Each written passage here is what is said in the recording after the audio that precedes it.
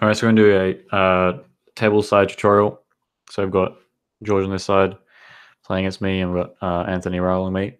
So we can have a chat about how George is playing and how we might play against him. So myself heads up, and if more people come, we might add some more seats and then have some more people railing. And if we get enough players, then we might even add a second table. So let's just start.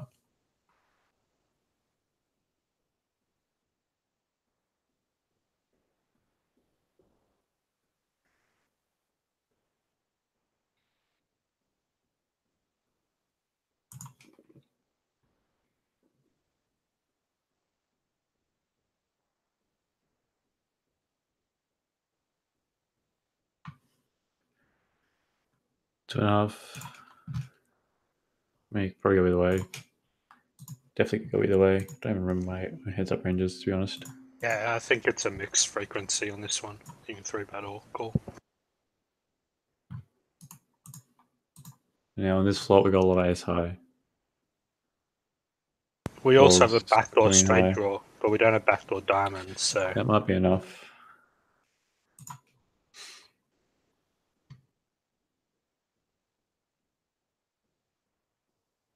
Just I don't think it's heads up.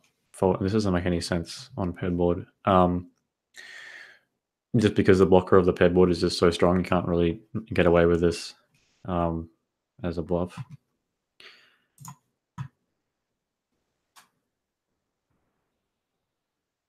Also, the queen isn't too much of a brick for you, so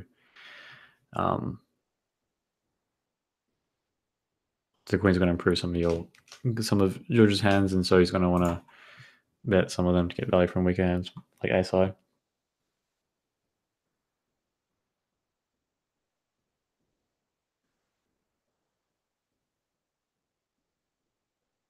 There's not too much going on. I mean, backdoor, bottom, junk. Pretty happy to check it back. Heads up is a little bit different to small blind versus big blind in a ring game because the range is actually pretty symmetrical. Versus if we open very small in the ring game, then the big blind ends up having a much wider range than the button would. So yeah, once we get to a river like this, he would have bet all of his flushes. So our flush can value bet. Doesn't necessarily mean that we should. Not having an ace is nice.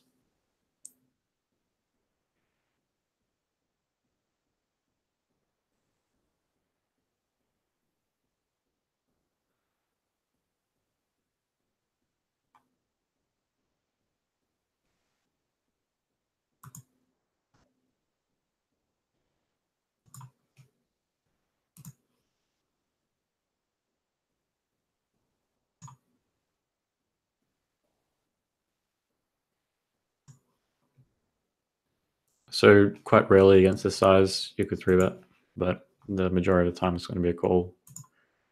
Flop a relatively strong hand, got top pair, the good kicker and backdoor flush draw.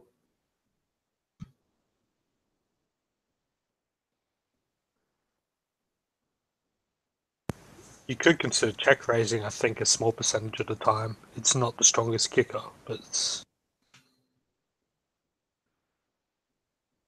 Yeah, I agree. Definitely with the stronger kickers as well as the backdoor flush draws. Much more happy to check raise.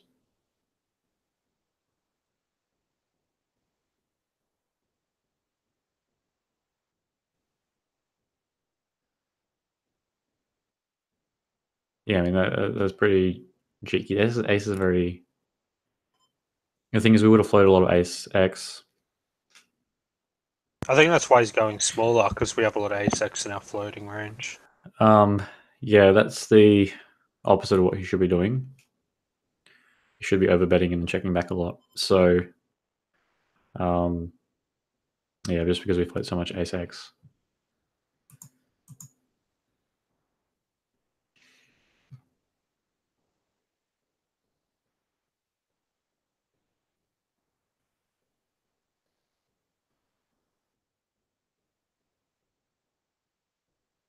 And so when the ace does come, that brings some strong hands to our range, but his range is going to have like ace king ace queen still, and so those ace king ace queen is going to want to basically overbet.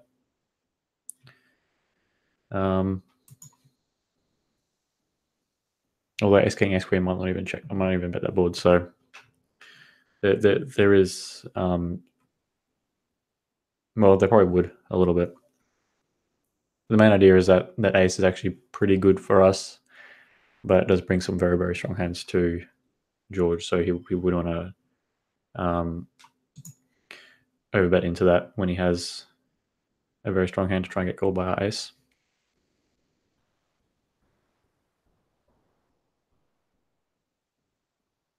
And yeah, the donk in the river was pretty thin, but we did manage to get called by worse. And the reason why that donk makes some more sense is because of the small bet on the turn.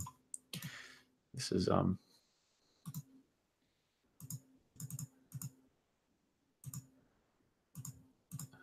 already have 8-4. Okay, yeah. Yeah.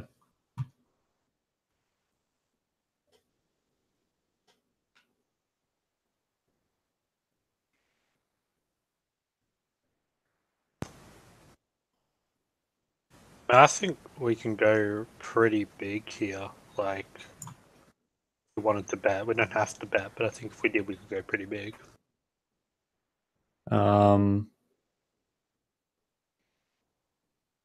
Like, we could. When I say big, I mean like we could go for like 1100 or something on that. Oh, so like a small overbet. I thought you meant big, Yeah. like 3 Oh times no. over. Sorry. Yeah. No. Not like that. I meant like around 1100 or so. It's an interesting river because he bet relatively small on the turn, and the 9-7 got there.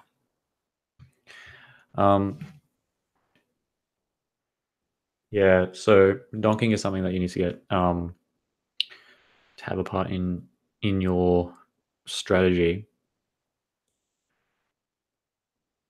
when your opponent bets a smallish size on the turn, donking a river. And the reason why that's important is because you might not have very, very many strongs to very, very many strong hands to go for check raise on the turn to prevent him from betting that small size. And on certain rivers, which improve parts of your range, you do suddenly have enough strong hands to protect that checking range, and the small bet size you can put some thin value hands into there. That prevents him doing stuff like betting smallish on the turn and then checking back the river. Just get an easy showdown. That was probably an open. Can't remember. I think 9-5 might be the cutoff there. 9-5 is like you don't always have to raise it. It's the very bottom, like 50-50 type thing. Yeah, I had Wouldn't want to raise it. I had 9-6, so I want to always raise that. Yeah. Not bad. So 6-6-7. Both players have a lot of sixes here. Probably not necessary to bet ace high too often. Although this is one of our ace highs that does have a backdoor straight draw and less SDV, so we could consider a small bet, I think. I mean, all of them have quite a bit of showdown value. All the ace highs, they're roughly the same. Who was this guy? Yeah, I mean, probably indifferent there. Although if he did have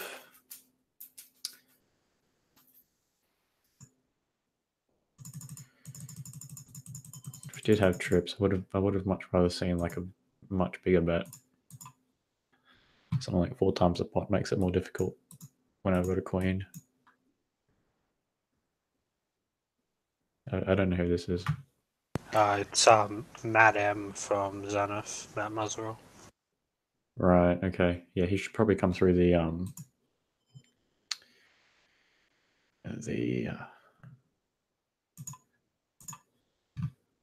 this first. I think Jack 3 might be an open. Anyway, if anyone else comes, I'll kick them out and then get them to roll me. Because I don't want to be too diluted.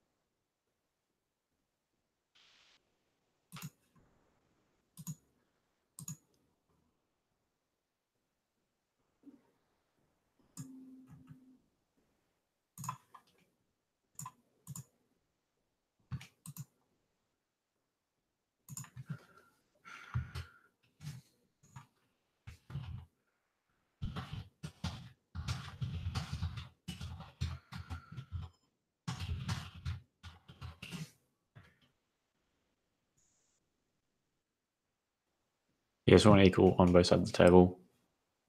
So he's only got 2 on that side. We need 2 on this side. And then we'll rotate around.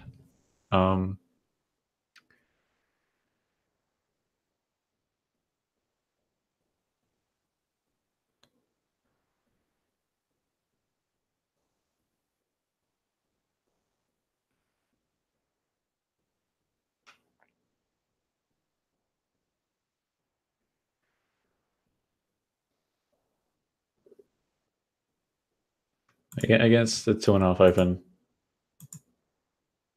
I'm pretty sure this hand is closer to indifferent, isn't it? I tend to think it's kind of a fold, probably. But Some of the tricks that you can use against weaker players pre-flop is to use multiple pre-flop sizes. So you'll see me use multiple pre-flop sizes. And I'm not saying that there's too much rhyme and reason, but there's something to be said about being a bit more polar with the slightly larger pre-flop sizes. So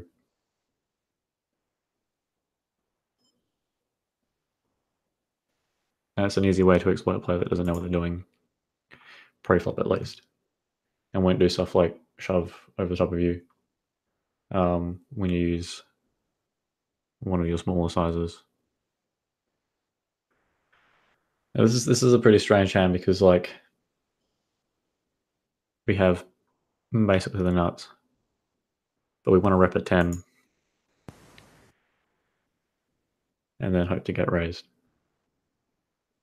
you have to wonder what he has to, like, it just seems like he could really only have 10s and draws and that sort of thing. Yeah, he could have been to king or straight. Both of those will want to raise a very small size.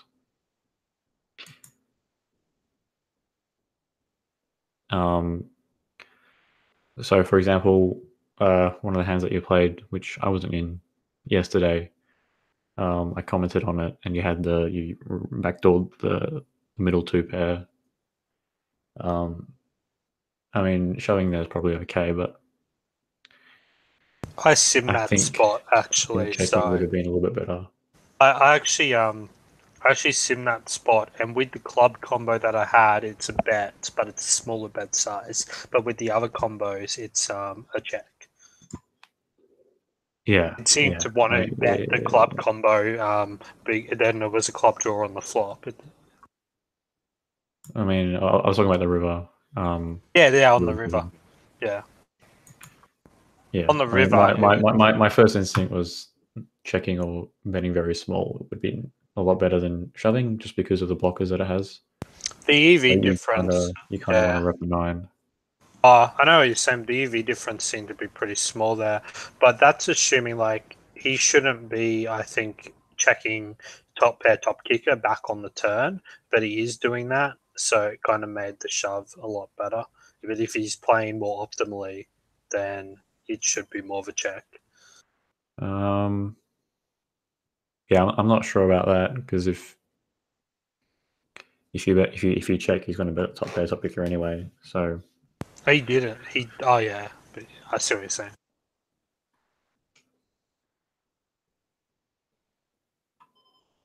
all these small blind versus big blind spots, a lot of betting relatively small. I think this is one of those boards where you could have a very small range where you bet relatively large. And we have a surprising amount going on. Actually, we got a lot of backdoor draws.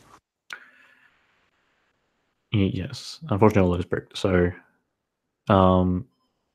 great hand to give up.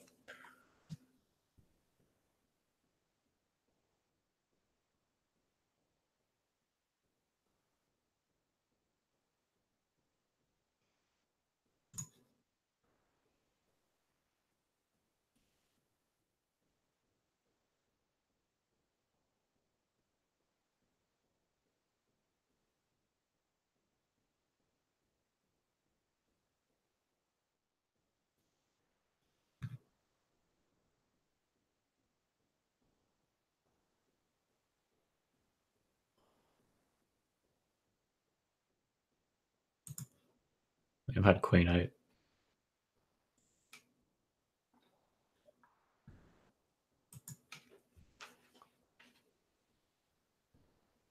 It's one of those spots where it feels like he just has air, but his air might be stronger than mine. So,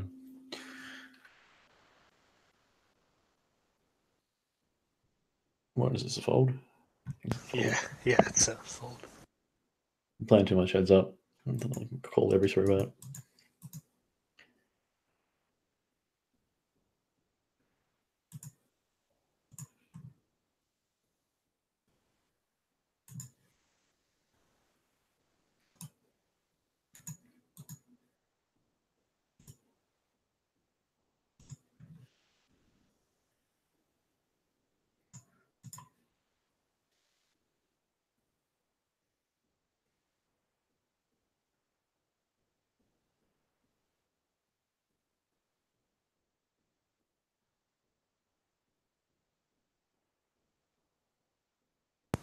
It's another situation where you can consider betting small. We do have a good amount of back draws actually.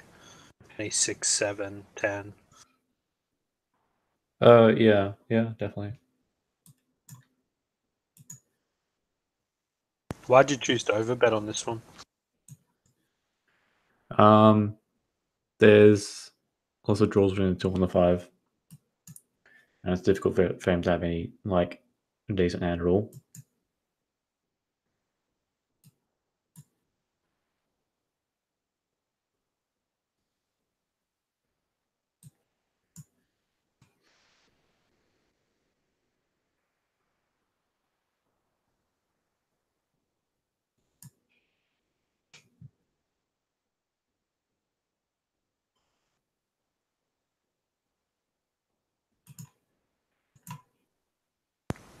Yeah, I was going to say when you're hovering over the 58%, I was thinking maybe we should go bigger. And yeah, did. Yeah, okay, only 2 bets, pretty easy call there. I was thinking which hands I want to use for the larger size, and with the flush blocker, it's probably okay.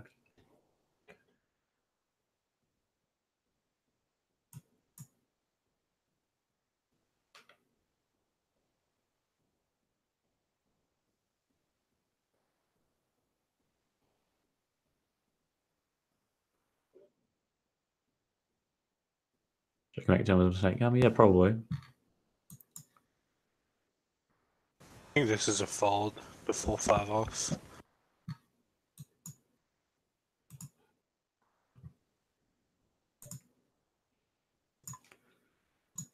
may actually be a white hand on Zenith ranges that 4-5 off. I'm not 100% sure, but the rake is so unbelievably high in a play money game that it can't be profitable, I don't think. And for people who don't know, Stars takes rake in this game, which is really sad. What's going on here? Yeah, 9. Might have a sim with a Jack 2-5, not sure.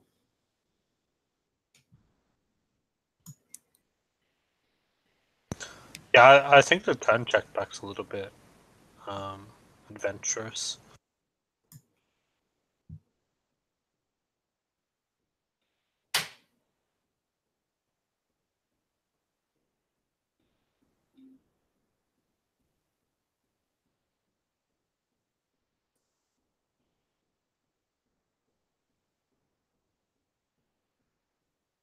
So like here, for example, you could get more polar and then do something like this, just because you got the blocker here.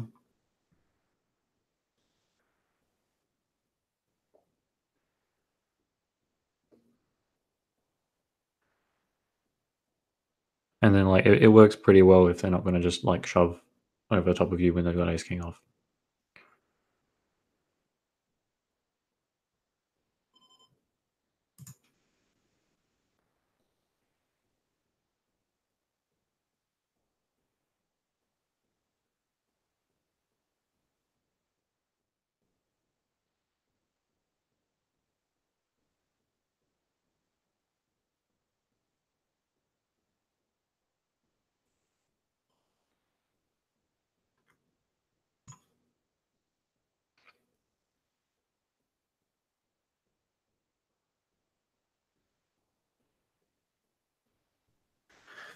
So small bets I think is pretty appropriate, especially on the flop. The turn, maybe checking is in order. Yeah, if on the turn, if you're betting this, you have to wonder what your checking range looks like when you do check. It doesn't have to be very. I mean, we're probably checking aces on the turn a good amount of the time anyway. Just thought maybe we want to have some kings in the turn checking range. You're checking aces, then ace king might be check as well. Yeah. Just these particular sort of weaker combos, like they just block a lot because there's a lot to be had in terms of getting value from some weaker hands, and not having to face a bet. I think a very strong player is going to raise very, very wide versus those small bets, though. With just any like top pair with a reasonable kicker. Yep. I mean, they've got to be bluffing sometimes, so. Yeah, and in my experience, below mid stakes, people just simply aren't raising in position at all in 3-bet pots. There's like no raising range. Makes betting pretty good.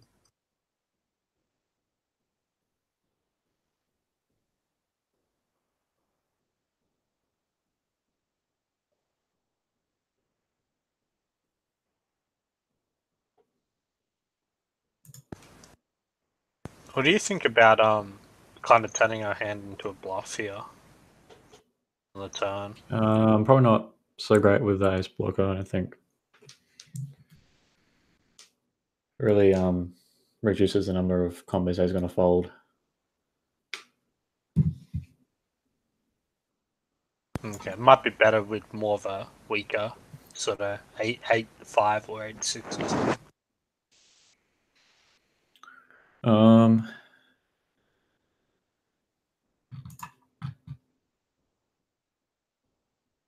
Yeah, I mean the question is what are you trying to rep on the turn?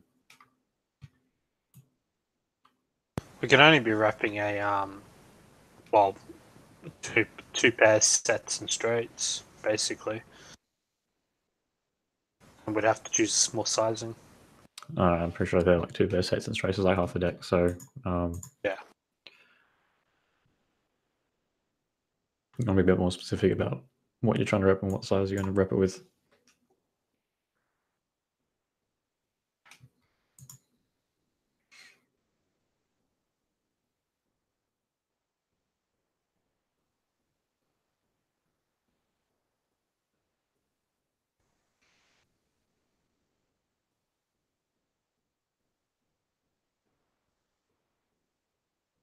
All right, so what do you think's going on here?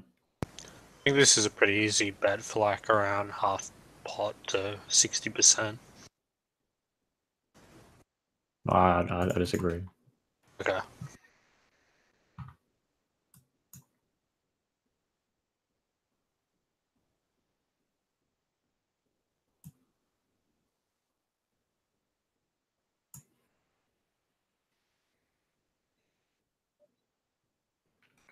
I think overbet's good on this board. It's like when you've got, like, especially with Queen Jack, you block so many of the other pair type hands.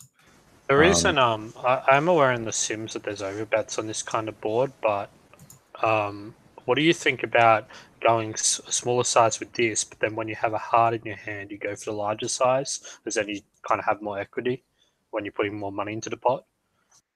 Yeah. That's how I sort of divide it up. Different bet size. You probably want to do both. It's like if I had the With Queen both of Hearts or sizes. Jack of Hearts there, I'd be more likely to want to overbet. And then if I had the other combos like we had, I'd want to go for like a 50 to 60, Yeah, maybe 75%. yeah. So on this board, there's only going to be overbetting. There's not going to be any betting. It's not going to be any. At least I don't think so. Maybe not on the flush draw board. The flush draw board, there's probably less overbetting for sure. Maybe it might not be for that size. Would I choose 177%? 177 is not too bad for an overbet size here. Something like 120, 120 to 180 is not too bad. Obviously, you would do it more often if you had a heart. Yeah, I would end up 2 bet sizes on that But board. Maybe I'm wrong on that, but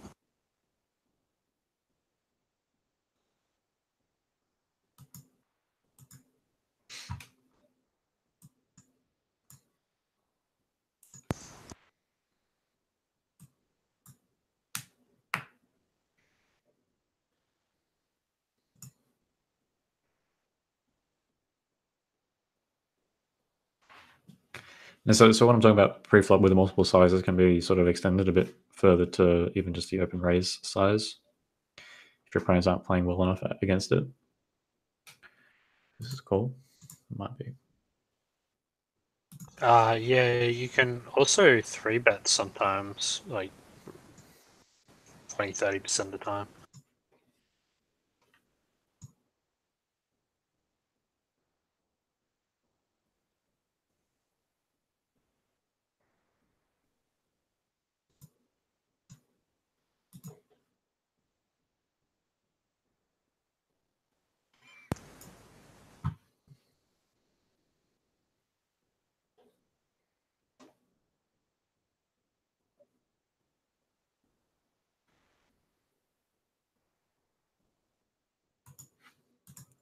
Like he's bet small, but not so small that you can't fold or anything. So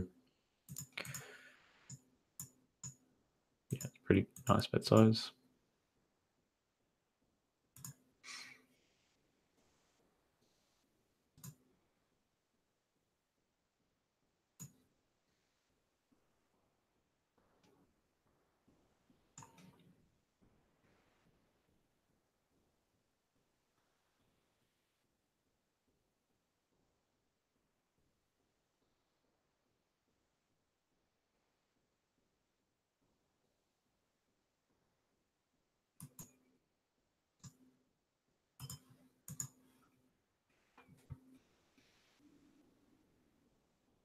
If we had a backdoor flush draw on this board, I think I would bet. Yeah, and now?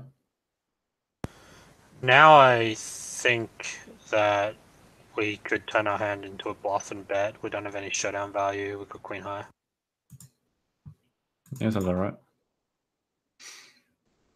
Oh, timed out there. That's fine. This is a situation where he's going to expect us to have a lot of ace high floats in our range. Well, now there's checking down. Yeah. He's betting into it, so You got to think about what he's representing here. With this size, probably he's representing an ace. yeah. Maybe you can raise sometimes, but might just raise with a 3.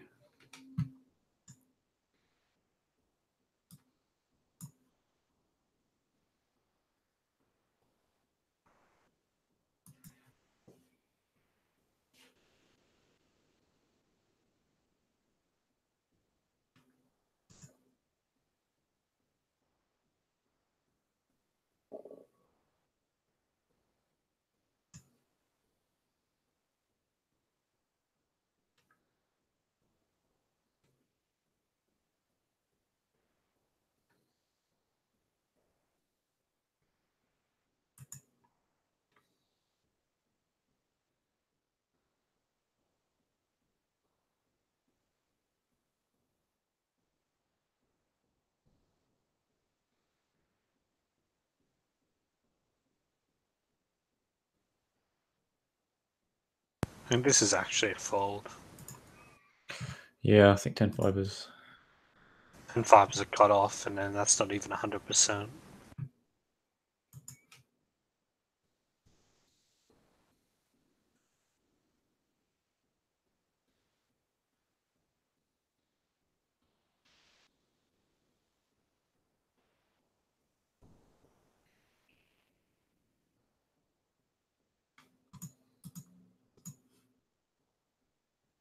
I think we should be seeing a small bet size here.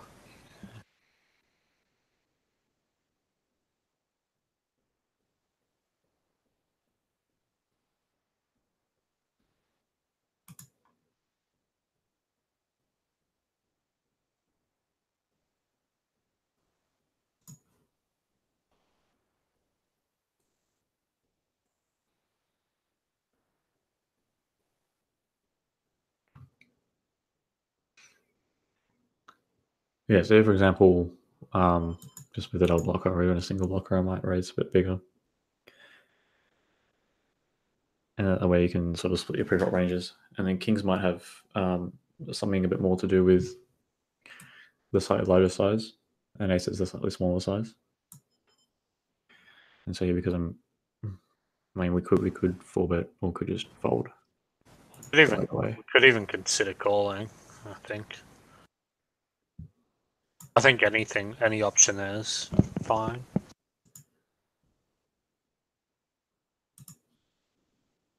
I open slightly bigger, so probably not too happy about calling.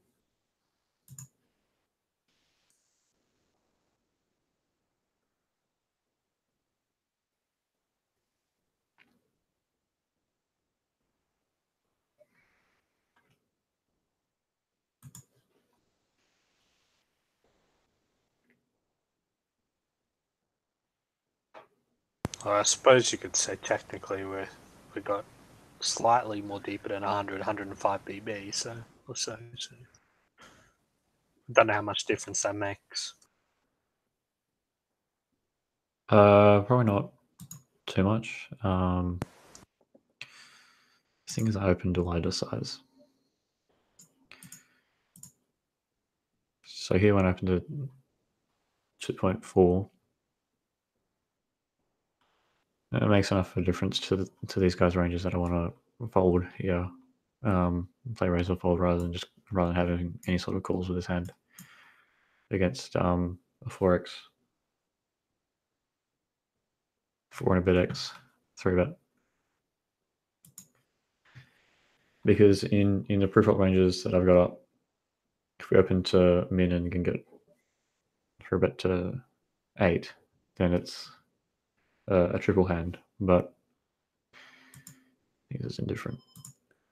This might just be a fold. Let's raise it anyway.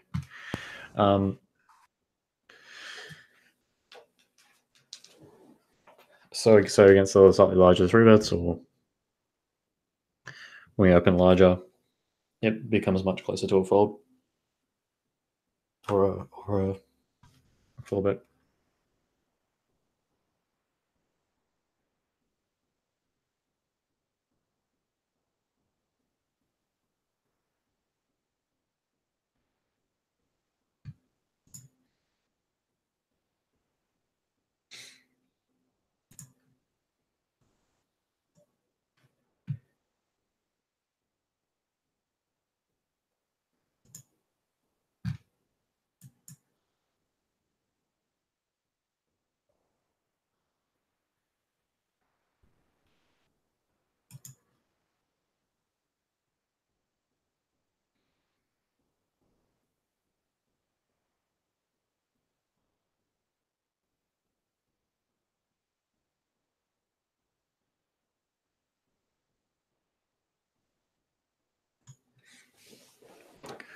So Anthony, do you want to swap with someone, or do you want to? Are you happy on this side?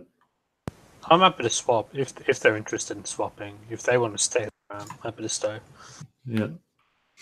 Let's ask.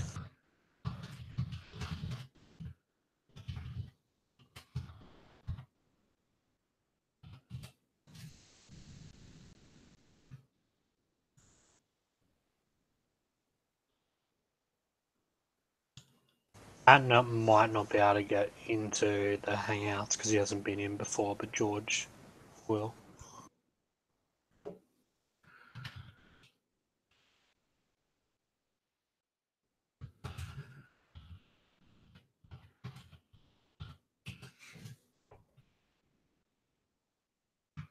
Matt.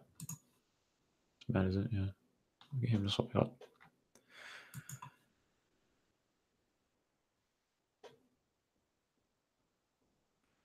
All right. You want to hop up onto the other side, and then Matt can swap back.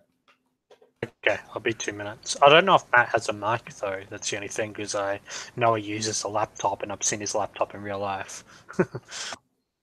We'll see. All right. Yeah. We'll see how it works.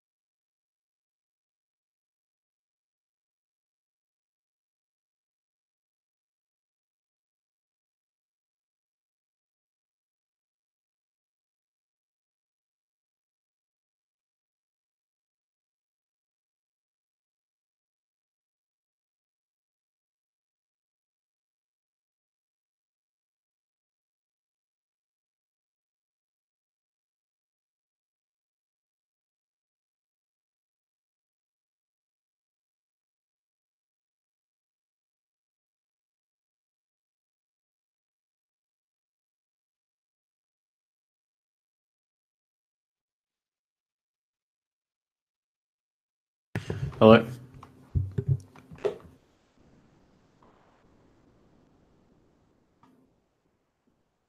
Does your mic work? Yeah. Great. All right. I guess we'll play it. Okay.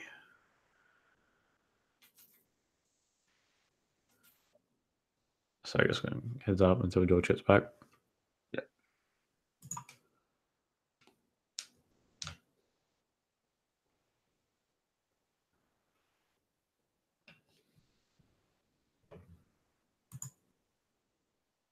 Yeah, we'll play for probably half an hour.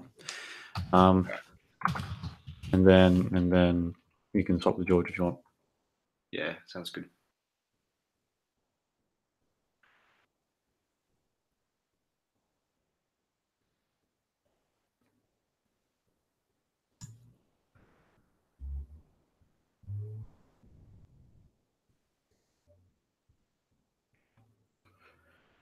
King Jack, pretty nice hand.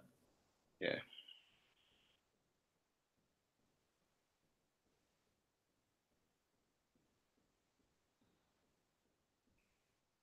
Standard call.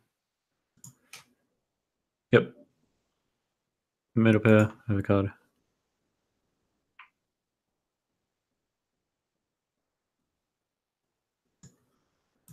Should be facing a bet quite often here. Probably more for a bigger size too. Why do you think it would be for a bigger size? I don't think this is a board where the button should be betting like small with a lot of his range on. I think it should be more of like a 55-60% pot size.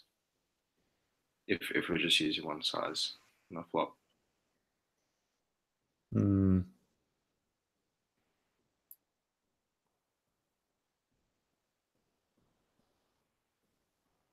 Yeah, man, I disagree. Could definitely be betting small quite frequently here. It's an interesting river. I don't think this hand is strong enough to don't.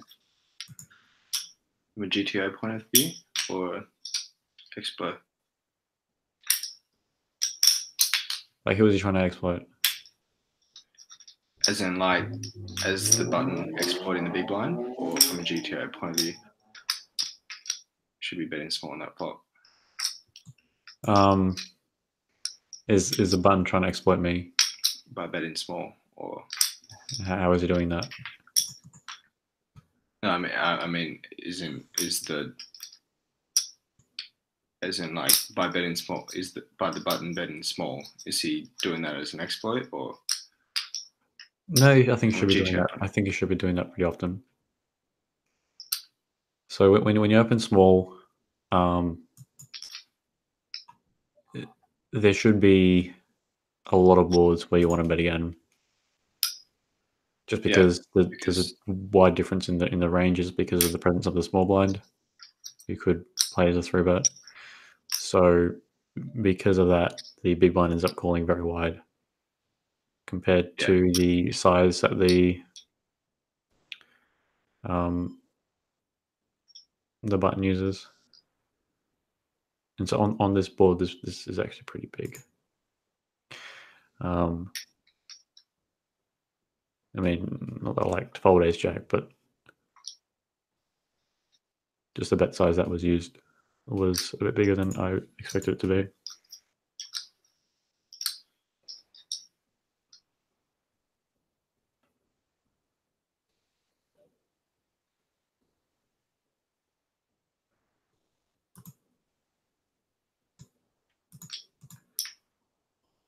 So against 3-bets in the blinds, we can fold actually quite a bit from right position. Yeah.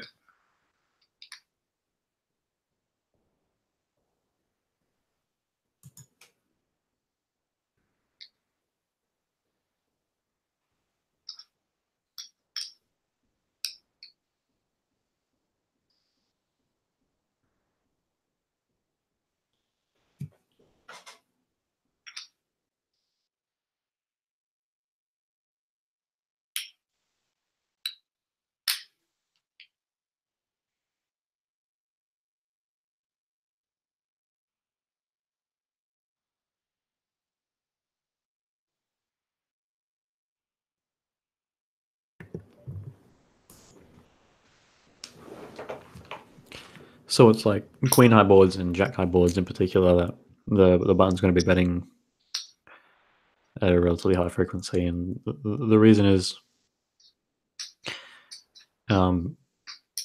because you can use overcards as a bluff there, and your opponent is going to have some difficulty calling with the overcard.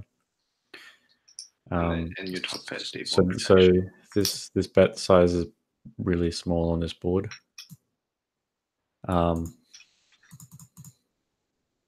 So this board 10-6-2 rainbow is definitely one that you want to have relatively substantial overbetting range. Yeah.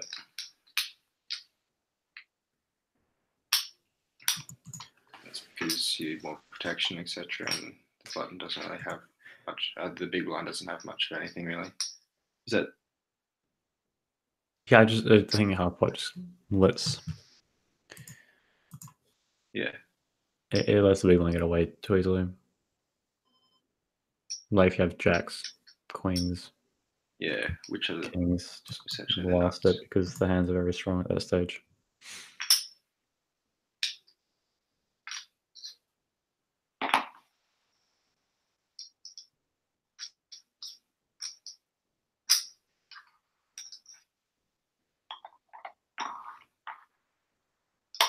Yeah, I don't know what's happening here. Pro 6 is actually very, very low. If anything with a heart is probably ranked higher than the Pro 6 at this stage. Yeah. At least the weak Pro 6s. Pro 6 with a straight draw would be okay. Hands to continue on.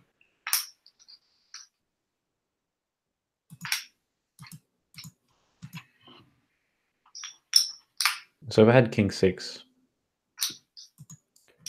well, I was actually like, I might always decide to do it. I actually wondered about that with the Zenith range. What is it about King 6? Because I've seen Monka do that as well. What is it about King 6 that makes it raised as a bluff more frequently than some of the other King X? Weaker King X. Well, why is Ace 5 stronger than like Ace 8? Well, I know because they can because it makes more straights, yeah. So it's King 6 is the same sort of thing. So then, technically, King 8 makes the most amount of straights, but King 6 makes the 2, 3, 4, 5, 6 straight, which beats all the Ace high, Ace low straights. Okay. So for that reason, you end up just stacking all the Ace X on specifically a 2, 3, 4, 5 board. Yeah.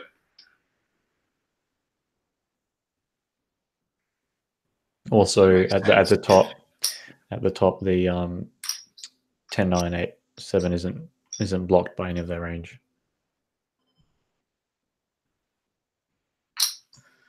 So you have, as in like. So we don't have the 10. So the 10, 9, 7 straight. Yeah, so like a 9, 8, 7, 5 or an 8, 7, 5, 4. Yeah, and they don't have as much 9X. Yeah. They won't. It won't block those kinds of straights from happening. Yeah. Versus if you have like King 9, then a lot of the hands in their range are going to be blocking your straights. Yeah.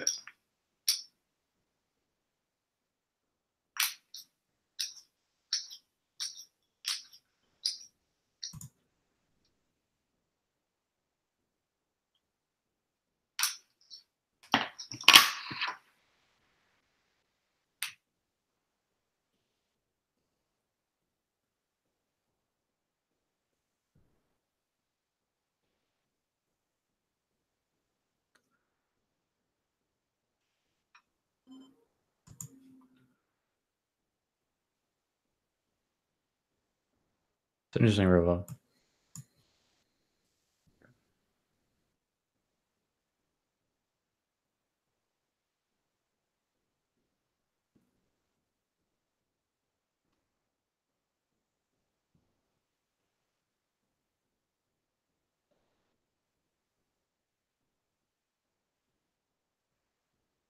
That's okay. Interesting side. I don't really understand why the bet was so small. Like when you're in position, like if you have any value hands, like you don't want to open the betting like that again. Yeah. For such a small amount of value. Yeah. Because obviously it's nice when you're bluffing, but I'm probably just gonna like hero call with like ace-2 sometimes. So But no, like it doesn't put like that kind of bet doesn't really target anything particular in your range. I think he's trying to get a really weak ace high to fold or king high or something, but Yeah, I'll just raise those hands. yeah, like that's what I'm saying. Like it's not. Yeah, when he's got a strong. So here on the 7, I'm going to be donking some hands like a jack or a 10, just to prevent him from checking back. And like ace high, so it's as strong as ace high I've got. So ace high is going to rep like a lot of my checking range. So you just want to bet like half pot when you've got a jack. Yeah.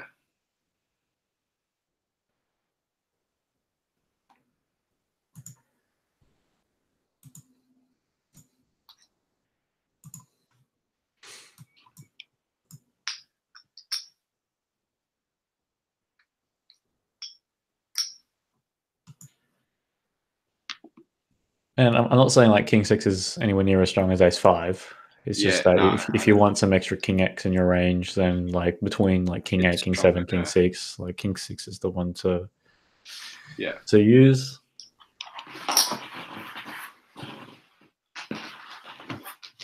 So when you were saying before that it doesn't block those straights on a 8, 7, 5, or so like no, so like the opponent's range, the opponent will have like some 2 overcard type hands. Yeah. And those 2 overcard hands will block the straights that can occur if you have like a king 9 or a king 8, because like the 8 requires some 10s and 9s and stuff in order to make a straight. Yeah. Versus the king 6 normally requires a 9, 8, a 7. Right. And they don't have the 9s, 8, and 7s that. Yeah, that would reduce the chance straight of combos. Yeah, gotcha. Yeah, straight coming in. Yeah. But then they'll have the pocket 10s and pocket 9s and stuff like that. That'll block your chance of getting a straight with like king 7 or king 8. Yeah, it's a very small thing, but like it does help. It's not as like of a profound equity difference as like ace 5, but it's like if you don't want to saturate your range with ace highs and stuff, then using, and like the range is quite wide, then using king 6 is good.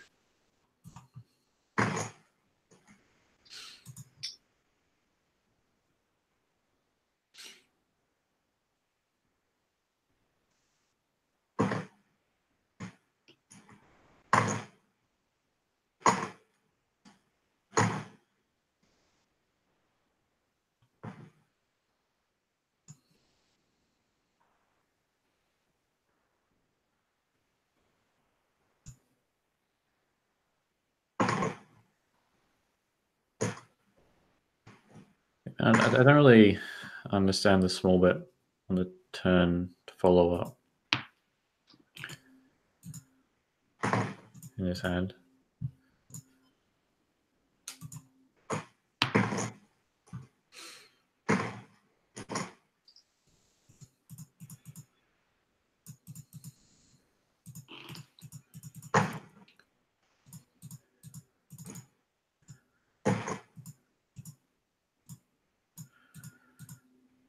Okay, the flop bet makes sense with flop bet definitely makes sense with the king 6, and then the turn bet, like I don't know, like it being a quarter doesn't make. I don't know. It's not very convincing. It's to target those ace highs and get some protection, maybe, but that's not like that's like a turn that I think.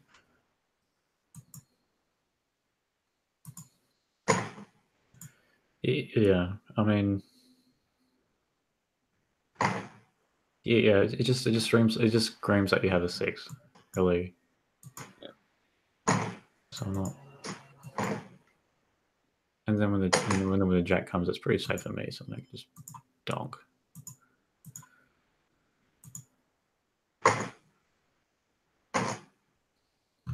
Do you have two donking sizes? Like, do you have a bigger donking size or just a small one?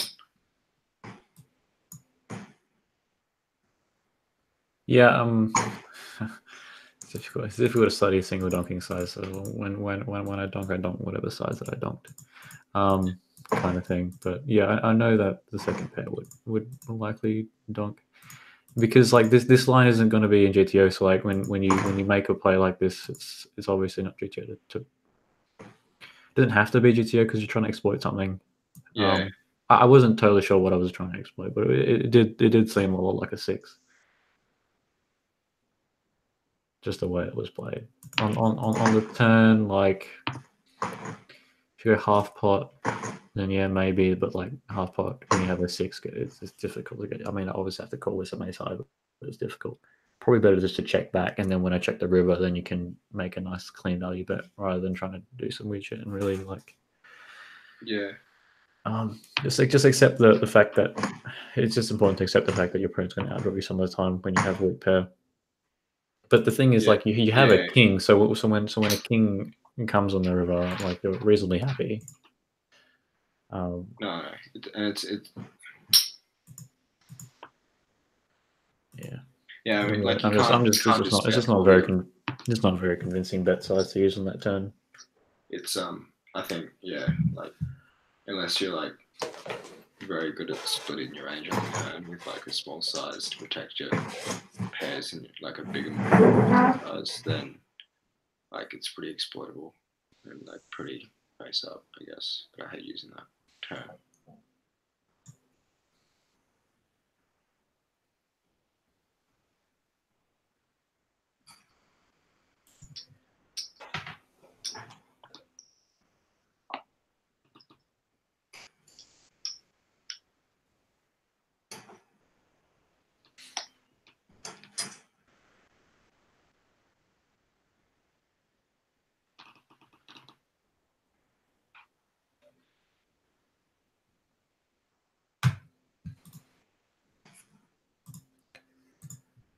Can never remember the ace queen. I think it's mostly a call, or almost always a call. No, really? It's almost always a 3-bet. Yeah. So it's for different ranges. Cut off small.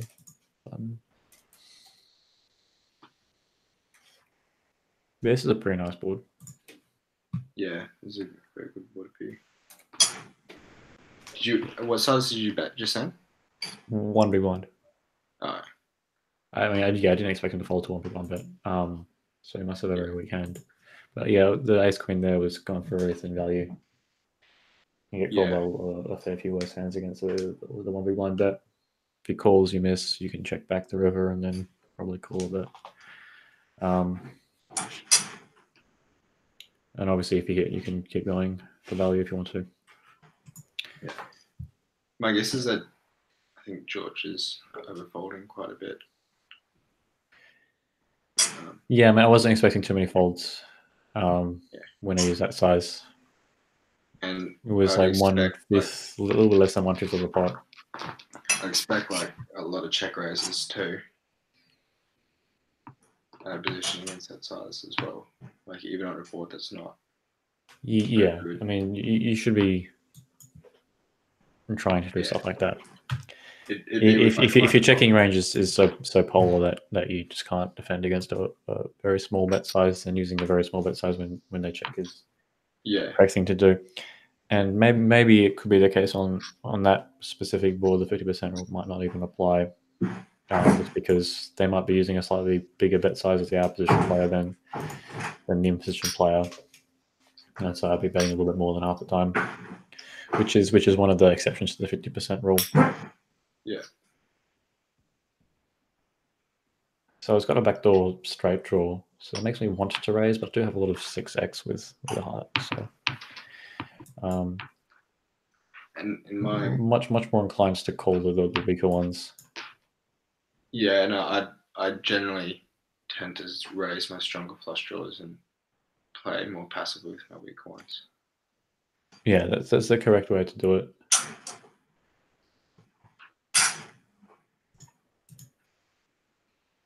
So we'll see how he plays against this one. All right, just calls.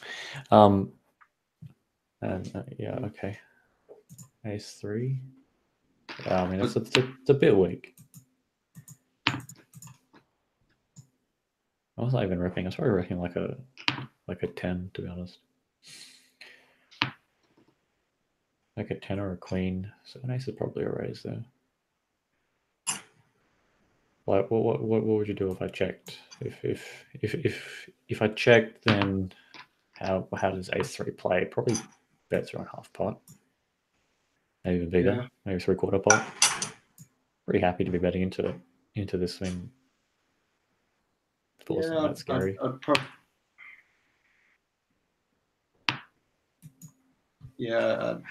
bet about half pot.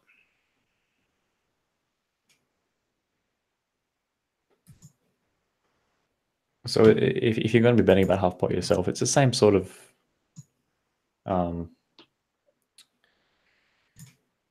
you want to be putting roughly the same amount of money in when I do this. I mean, obviously it's not an exact science, but yeah. When I put this and you wanted to put half pot in, like just raise it to around half pot, and that's acceptable. Or 3/4 pot, or whatever the size is. Say you wanted to put 1,000 in, and I only put 300 in, just make it the difference as the raise. So you raise it to 1,000 anyway, with your ace 3.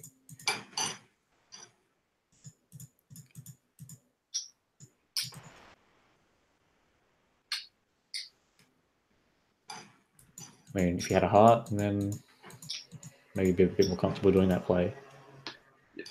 I mean, I think like a lot of your flushes get put in that bigger betting range too. Yeah, from my point of view, probably yes. Depends how often I want to be betting a queen or a 10. Yeah. I mean, if I have a lot of queens and 10s and put them in that size, then I probably want to allocate my flushes to the size that's I'm using more often. Yeah. And that could be around half pot anyway. So if I want to use with like an ace X, have ace X be that small bet. But I'll probably bet a bit bigger than with ace X. Maybe something around half pot. Then the flushes would go there just to protect that range with ace X. Yeah. So you're putting more of your flushes in the range that you use. You use the most frequently, sort of thing. Yeah. Because it's a very, very strong hand. Like it might only represent like a few percent of the range. This is a very appropriate bet size for this board. And if you had like even just some 2 overcard hands, like if I were a lot of equity from me, I probably had like a third in equity against like a 2 overcard that back. He was a preflop raiser too. Like if you had 10s there, then like my jack 4 is actually doing pretty well against 10s. So an overcard and some backdoors and some backdoors. So like getting me to fold is nice. His bluffs too are like his overcards are pretty high, have like quite a bit of equity against against the calling range, because the calling range ends up being like mostly just 1 pair hands. Yeah, because it's difficult for me to have stronger than 1 pair.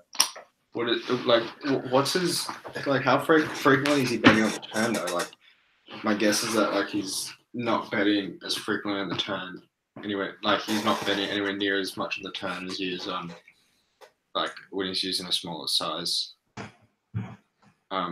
Yeah. So when there's the overbet, and then if I called and the turn just misses or whatever, like an undercard. Ace. Yeah. If the turn's an ace, you can keep betting. Like if it turns any of the overcards, because what happens when they make that overbet is it basically polarizes the deck to like good cards and bad cards for both players' ranges. Any of the overcards will basically be a very good card for the better, and any of the undercards will be a pretty bad card. Yes, so on the 9 whatever, 10 and higher will be very good, and so there'll be a high betting frequency. Obviously, it probably won't be 100%, but it could be something like 60-70%, which is which a quite a bit. lot compared. Yeah. Considering that you bet twice a pot on the previous street, Yeah. or 1.5 times a pot on the previous street. On the other hand, if there's an undercard, then there might be some donking from my side of things. Yeah, and then also like, in position be checking back. Yeah, checking back a fair amount. Yeah, quite a bit. It's just because your range is like so much stronger. Yeah. Like now.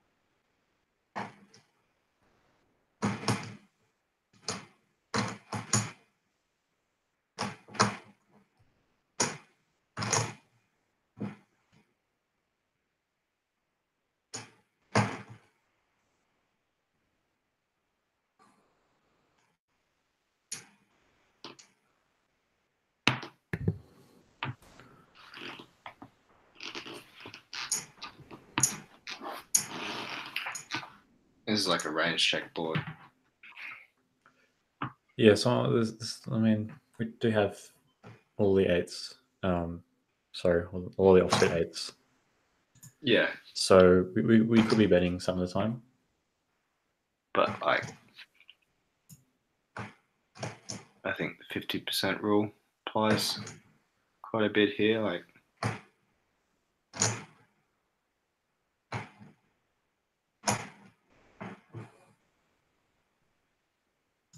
Yeah, we definitely protect that checking range. So could be one of the cases that when we bet for a slightly bigger size. like if you were going to have a flop betting range, it'd be pretty polarized. That I don't think that bet size really. Well, I mean, I guess it's fine on this turn, but He betting multiple of the pot on a turn that doesn't make too much sense. yeah, like I mean, I it's want to call for a much bigger better turn following, for, like it's much better turn for his range than yours. But like I just think he should be betting pretty frequently on that board, so it just doesn't like make sense to. I kind of want to call this. You like block so much, and like, guess.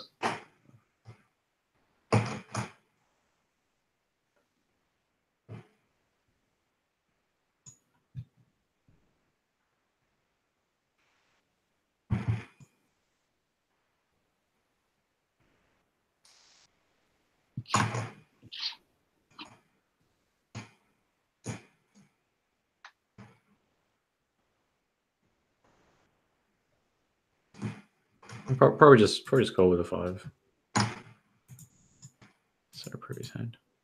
Yeah, probably just call with a 5.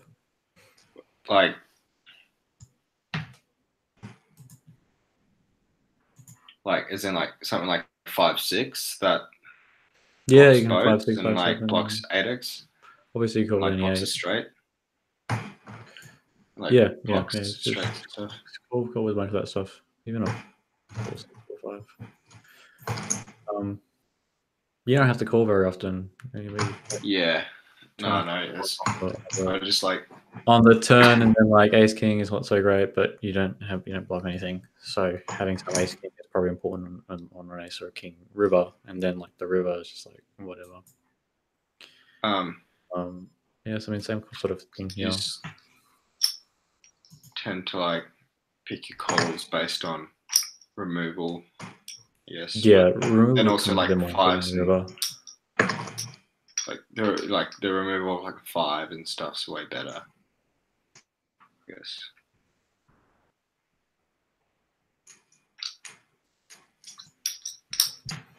Putting some tough spots today. I mean,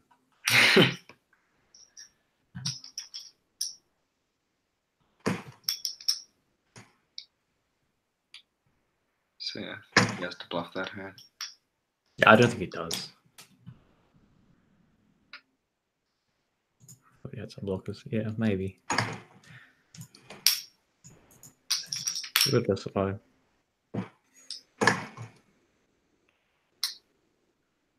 Yeah, I guess he does have some bluffs to king ace, but that also like I don't know. Is he trying to make? Is he trying to like get the king x to call? Or is he trying to get the king x to fold? If he wants to block the king x, then he wants to bet a smaller size so that like I don't call him.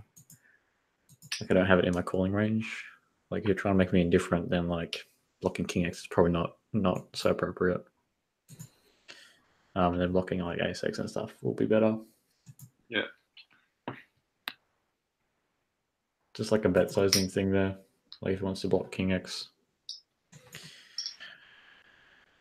Yeah, because you'll go smaller where like king x is more of your calling range as opposed to if he goes bigger.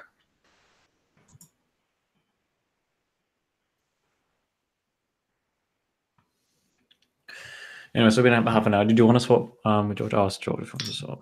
Yeah. I'll do one more half an hour, then I gotta do some uni. Let's see what. I'm not sure what he's representing. I think it's probably either a weaker ace or a 10. He might somehow have kings, but yeah. So Matt, you just jump on that side, and then George will jump on the side. All right, sweet.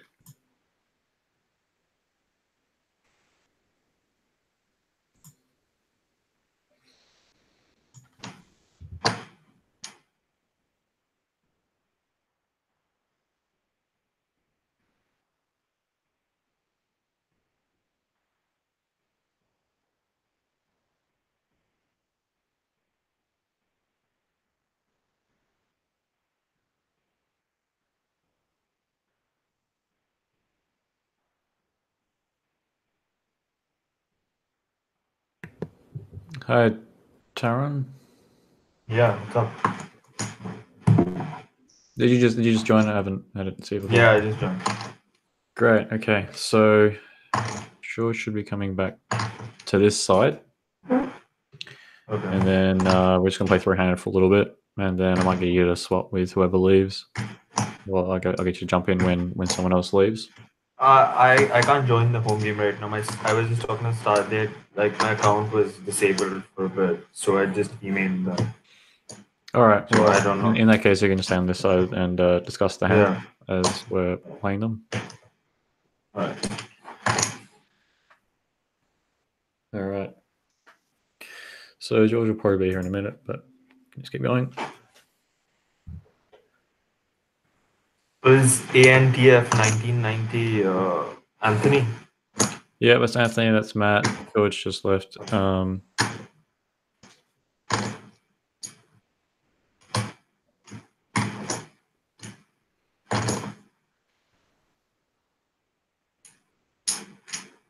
it's a pretty nice board, but the ones with the flush draws slightly less donking than without a flush draw. It's like reasonably connected. It's a span of 2, but one of those spans involves the ace 3. So, sorry, not span, connectivity of 2. But it's ace 3 that makes the bottom straight. So both of us will have quite a bit of that.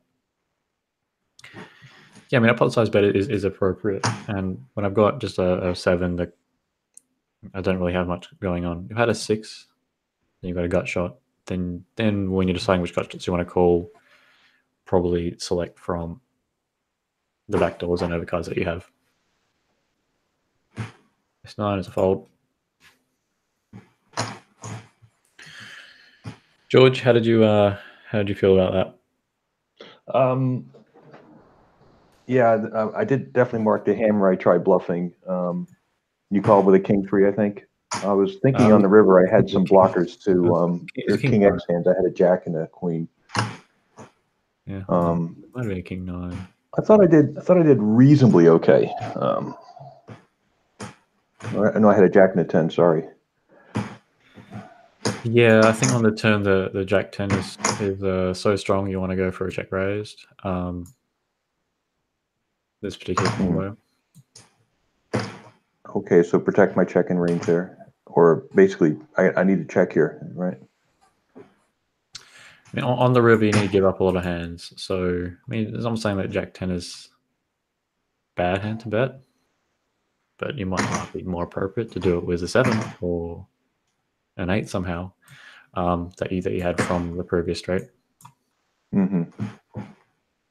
Okay.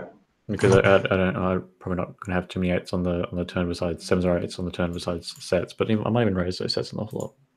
Yeah. Can't remember what bet size you chose. I mean, the jack 10, yeah, there's blockers, but like you're not trying to block a king if you're trying to make the king fold. So like I'm not sure what.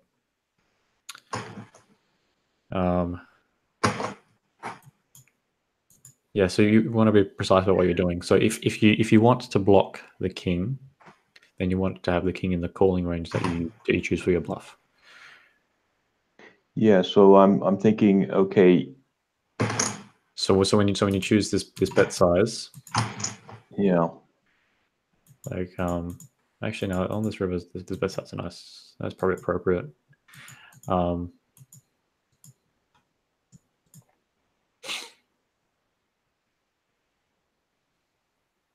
No, maybe what I want to block is a stronger king, right? So if I have a queen in my hand or something like that.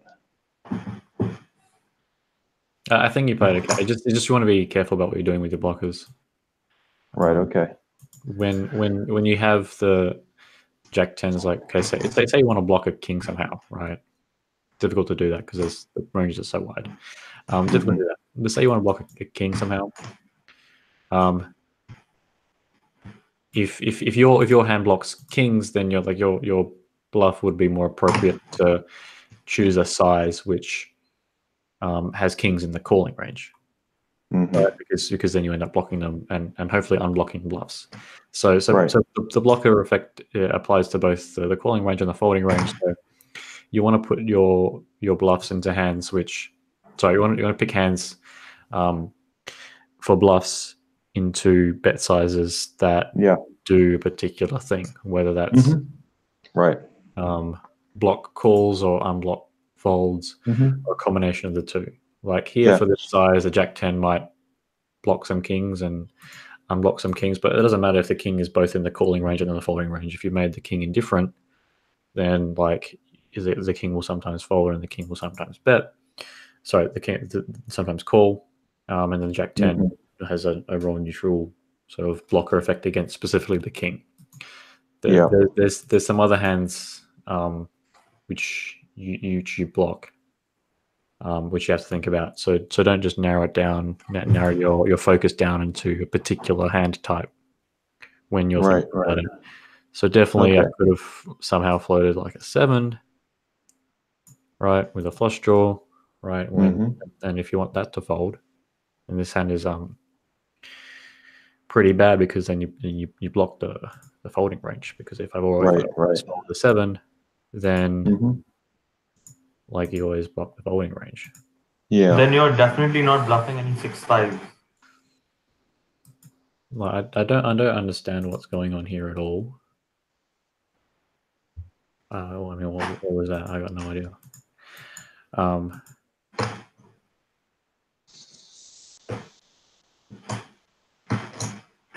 What happened with this hand?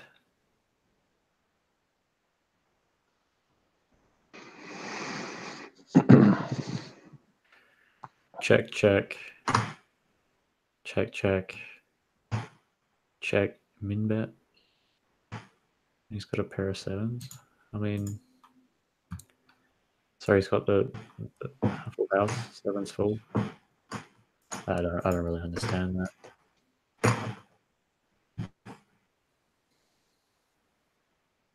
It's just not a very appropriate play for this board. So on this board, there's going to be like a lot of overbetting, but that doesn't necessarily mean that you have to check set. So just because there's a little bit of overbetting, like, okay, yeah, you can check back the top set if you really wanted to. But you could also just bet very small.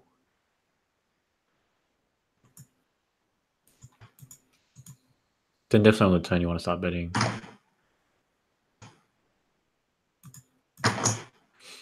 Yeah, I'm not sure about that. Just seems dubious.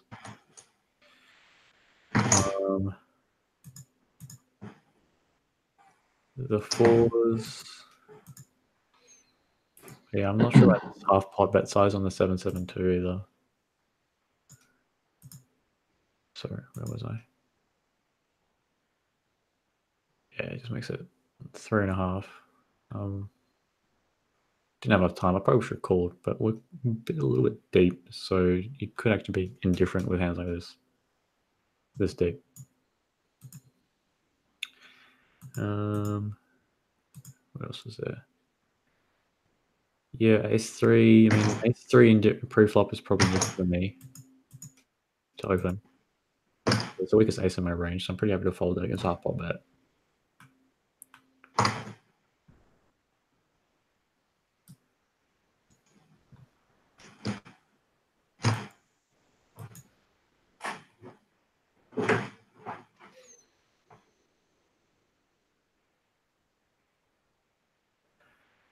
So as the stack gets deeper, the out of position player tightens up a bit pre-flop, and then the in position player loosens up a bit pre-flop. So there's still quite a bit of betting on a lot of these boards.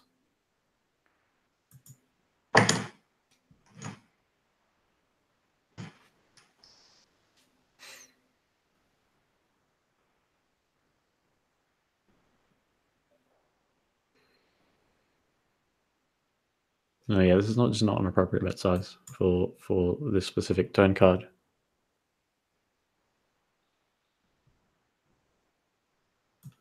Needs to be more of like a brick type card, doesn't complete too much, or Yeah. I mean, when this completes like everything, so it doesn't make any sense to use that size. I mean, my call against the raise is probably a bit a loose side. From out of position, but it's only like a half pot raise.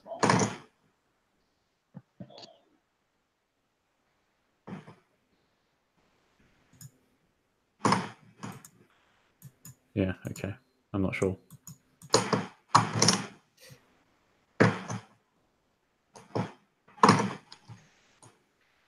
There's some background noise there. I'm not sure what's going on. Maybe you're typing or something.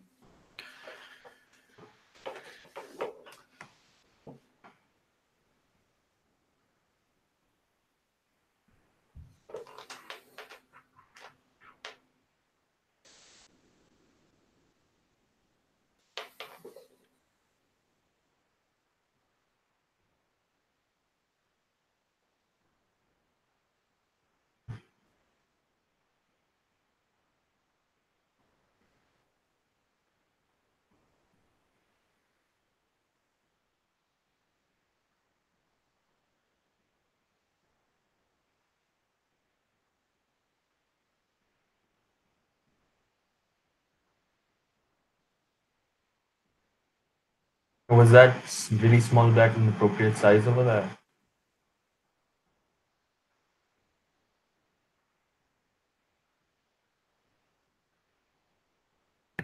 So what's this? I didn't see that end. Let's have a look at this again.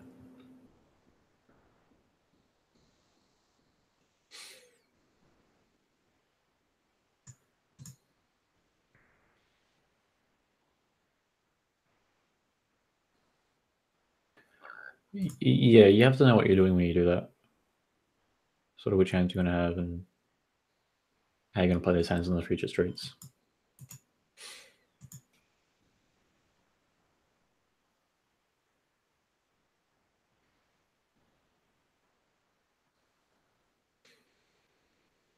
I mean, an argument could be made for betting this hand, but I don't think it would make too much sense too often.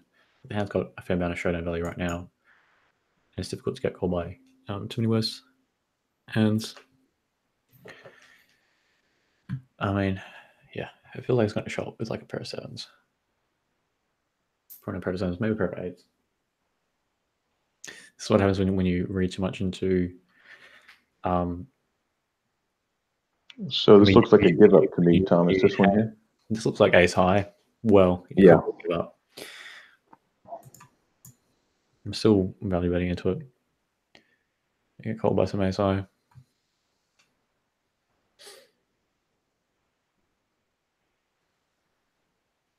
Yeah. Okay. Oh, that's interesting. It's interesting. It's an interesting check.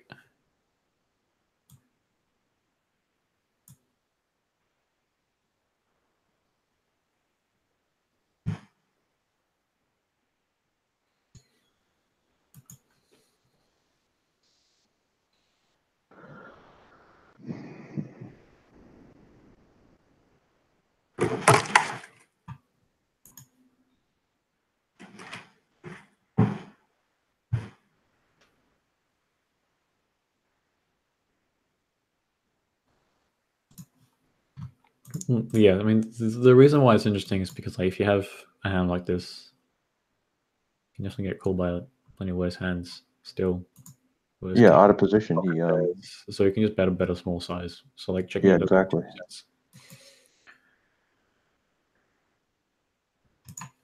He checks.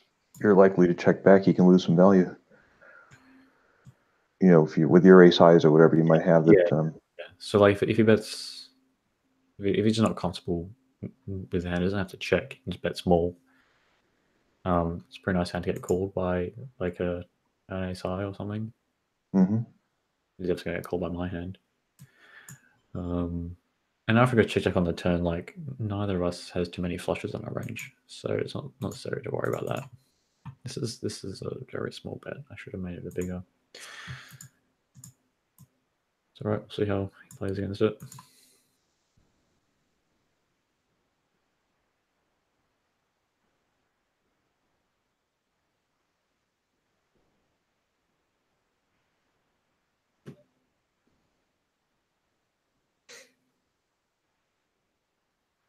Let's see that sizing. He's repping what? I mean, he should be repping an ace, I think. An ace, yeah.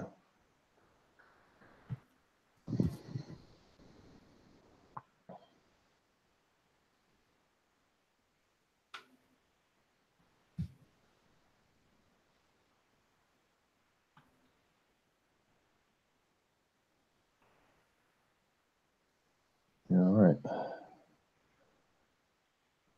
So you had to pick your sizing such that you didn't really rep something, a flush that would call. You had to get an ace to call with your raise. Yeah. What do you have, A7? I mean, that's a raise. That's a raise fold, isn't it? His donk on the river is definitely good, and his call is fine as well. Yeah. So I like the way that both players play that hand. Mm-hmm. I guess I can 3-bet this some of the time, a little bit deeper, so I might just go for a fold. But yeah, I mean, definitely decent play by both players. And like the river donks in sports like this, like it should be a hand like this for value. Mm-hmm. Right, especially because I bet relatively small on the turn. Like I could be repping a 10 or a jack that wants to just get some thin value from a draw or whatever and check back the river. So the donk is appropriate on the specific river card. Mm-hmm. Mainly because it ends up meaning that when the 9 comes in, the opposition player has plenty of 9s to defend the checking range with. So you don't have to do it with an ace. Right.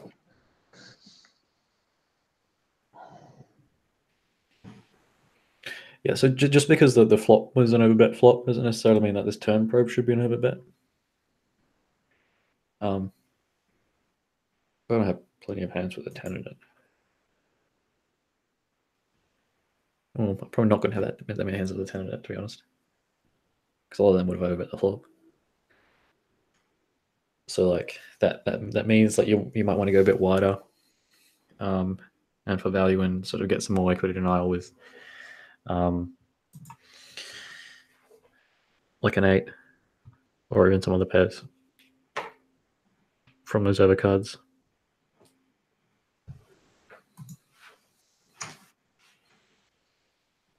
Now, I'm not saying that you can't overbet, have an overbetting range.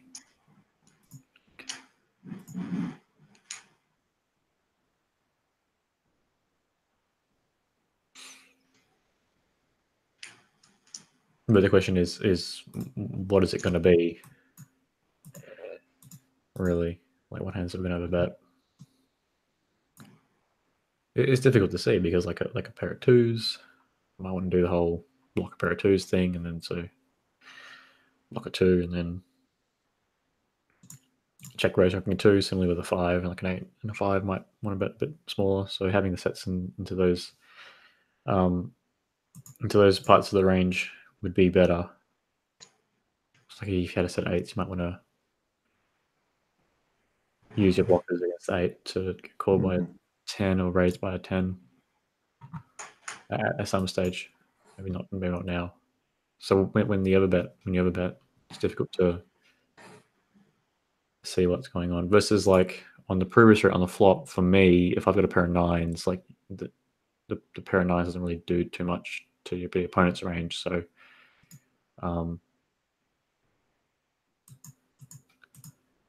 it's just going to be fine to overbet the pair of 9s with my large size. It's like twice the pot. It's probably appropriate this deep.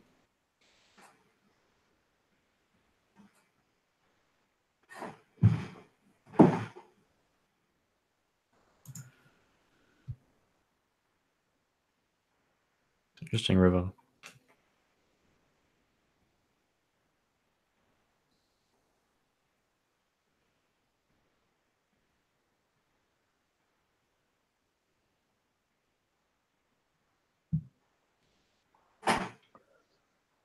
I mean, we've got a bluff catcher. Like, I'm not very happy with this suit.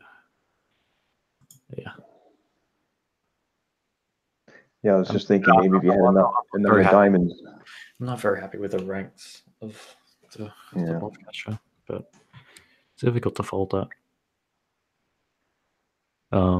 Much easier call if you had a 9 of diamonds or 9 of hearts. I mean, nah, on there, I want him to have a heart.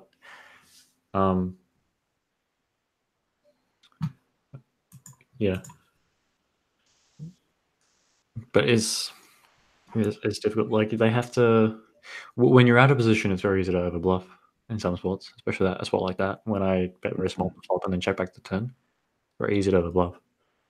So queen high might have no showdown value there, and that you don't want to bluff that hand.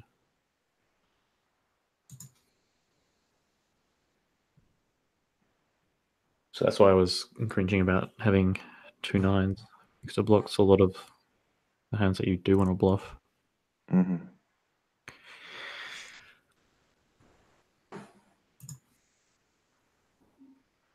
Like these queen high boards are just a board that you want to bet very, very often. Doesn't make too much sense for this specific hand, but because of the asymmetries in the range, you're going to have high betting frequency, and the pair of fours can fold out some overcards.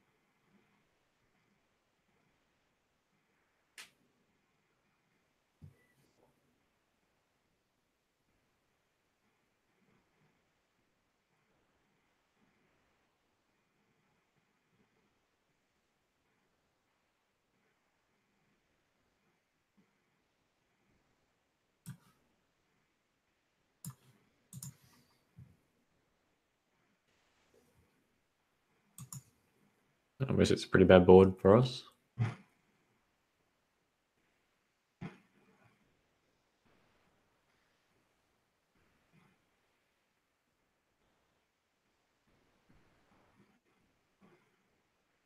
And it's an interesting choice in size. Like if we had ace 10, Yeah. we can't even really raise like a 10-9 as well, just because of the chance we're going to get an over on the turn. So, like, keep everything together by calling. What size should you have used for that? Oh, Oh no, that size is fine. It's just difficult to play against.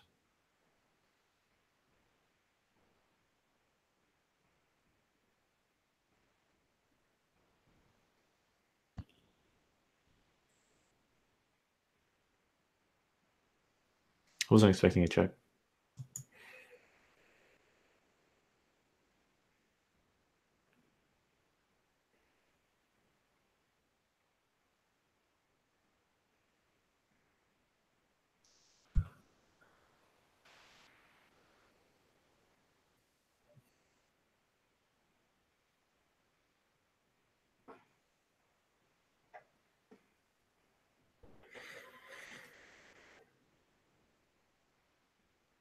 I think with the bite blocker, we can go a bit bigger.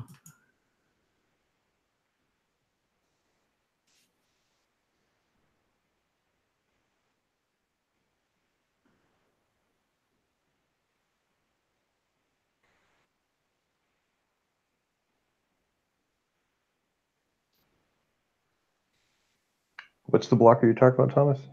The blocker to the boat. So we've got a jack. Right. Although it is pretty difficult to see any just like naked tens that we have. Maybe it's like a 10 with a flush draw, but those hands might want to bet a bit smaller because of the blocker effects that they would have.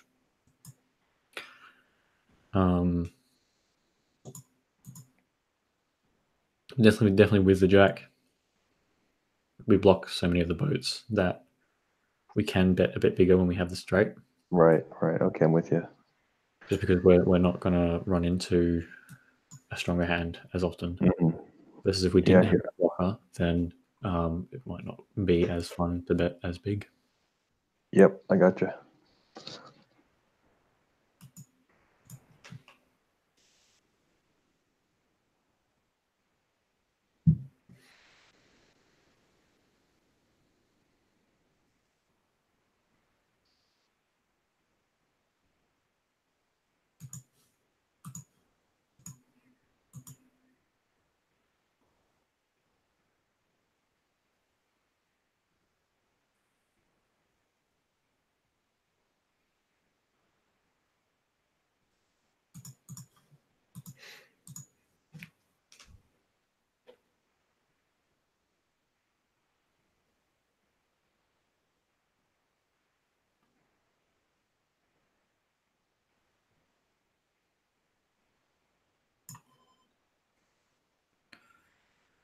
It's probably not the best open, but because we're a bit deeper into small blind, I'm going to face slightly fewer 3-bets from the small blind.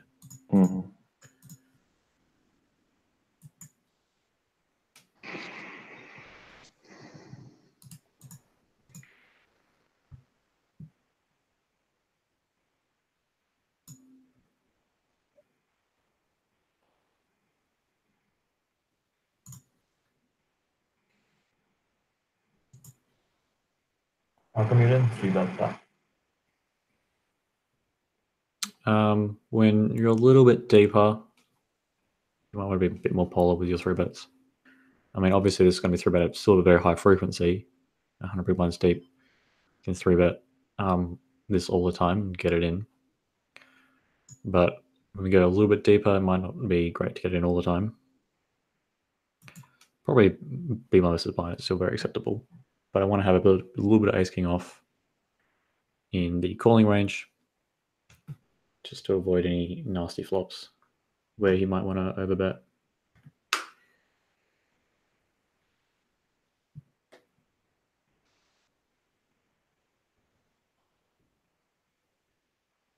Like this bet doesn't make any sense because I don't have to raise all of my 10s on the flop. I don't have to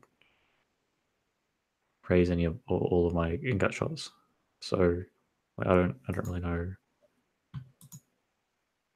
Yeah, I mean, who cares if you have ace-9 if you're going to run into a boat so often? I don't. It's just not the right bet size to use.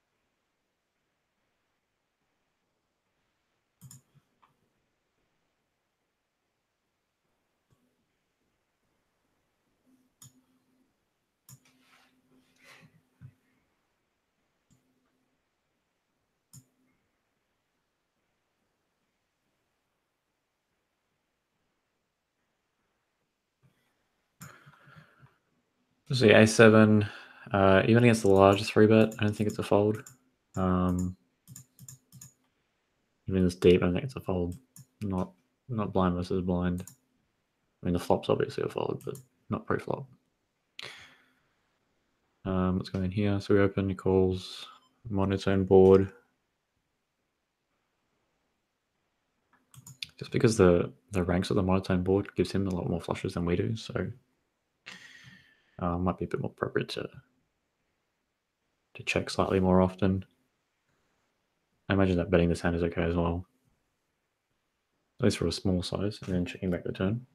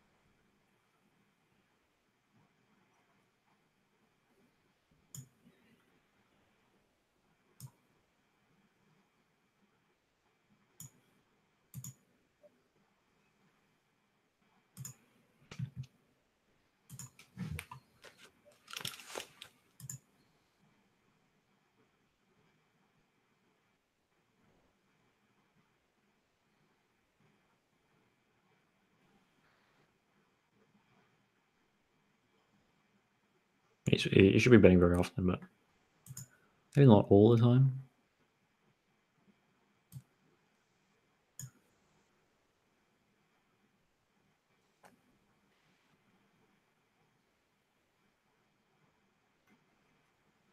Yeah, so you see on these overbets, like I can't really have any raises. I'm just gonna call. Like, I don't really know. And then it might be appropriate to donk, but I don't think it's the case with this hand.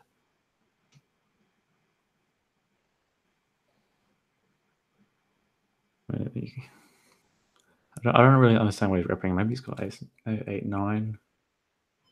It's difficult to fold a boat. Yeah. Okay. Oh, wow. 8-9, you called it. It's just difficult to fold a boat. Yeah. I don't think 8-9 is even appropriate to use for that size, because if you had 8-9, why not just go for a bet 3-bet? Like, I don't know.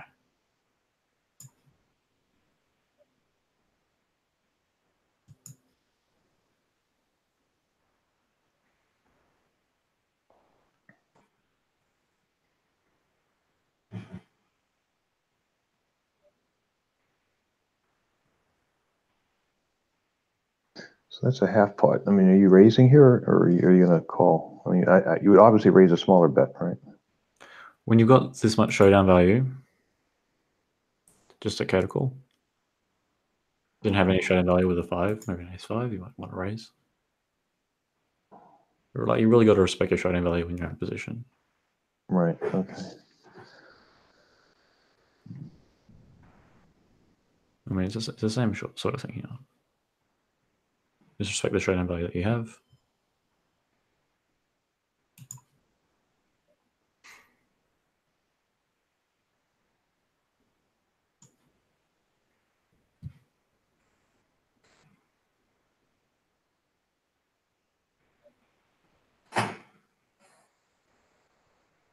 Interesting bet size.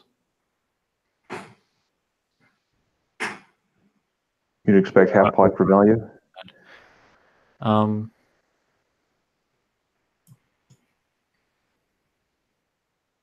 Yeah, I'm not sure what he's representing.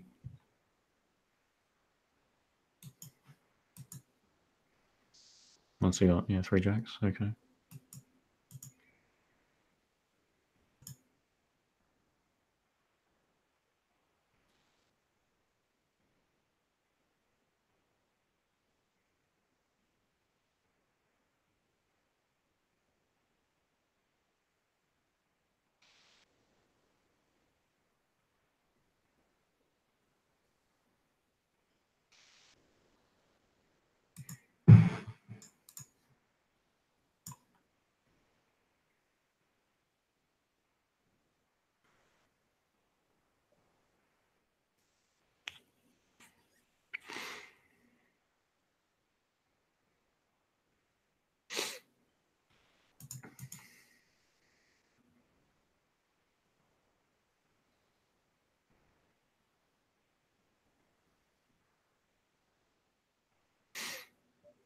We'll beat 9-7 now. That's nice.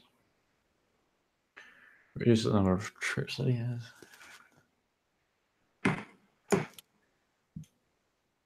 That's not good. Don't beat 9-7 anymore.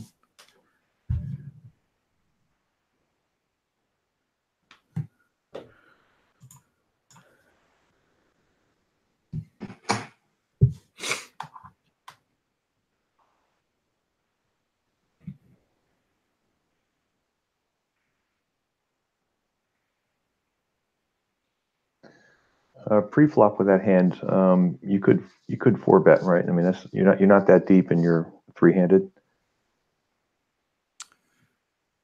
Yeah, definitely too weak. Yeah, with jacks, it definitely could be a 4-bet. Right, because you're 100 big blinds.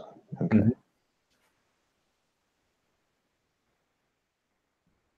Let's repeat this another time.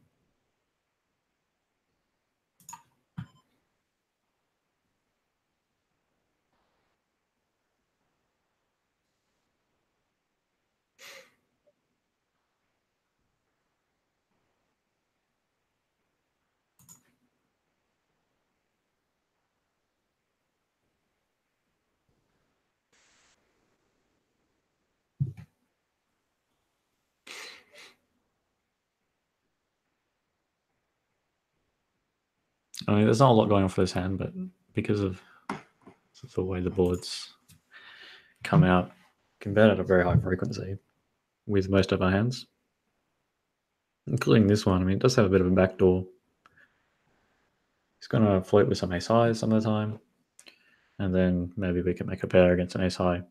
Otherwise, we can fold out some overcards like a queen high or a 10 high. I mean, against the raise at the bottom of our range, we can fold pretty happily.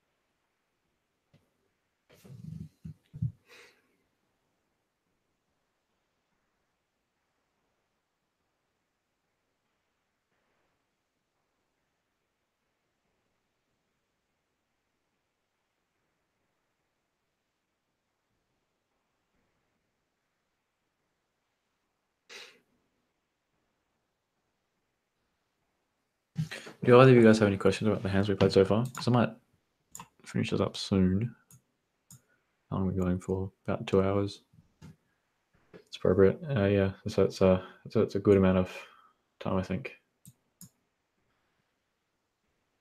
Do you have any questions, Taran? I haven't met before this. So just let me know if any of what I've said so far is confusing. All right.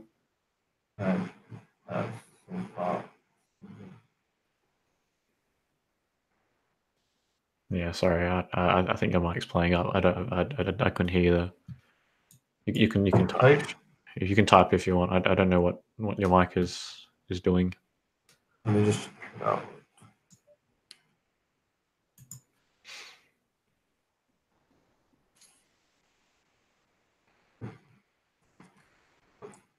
Can you hear me now?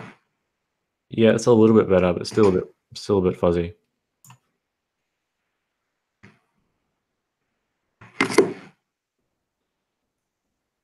I was just wondering if you had any questions. No, I don't. Okay.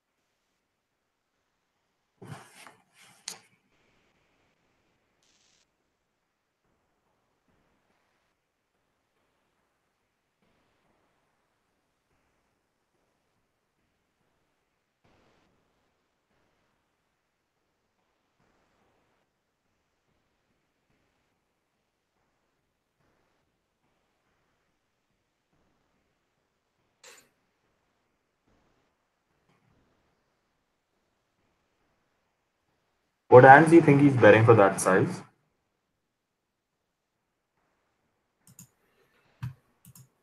So play it over again. Probably just 2.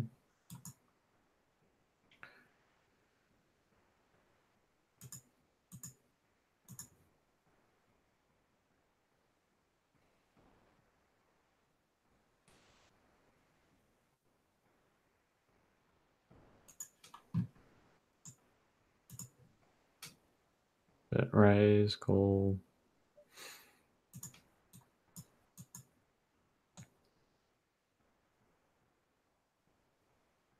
Oh wait, he's in position. Yeah, it doesn't make too much sense to do that in position. It's pretty rare in position to see. Do you think that turn check was okay, or you should have bet small? Flop jam.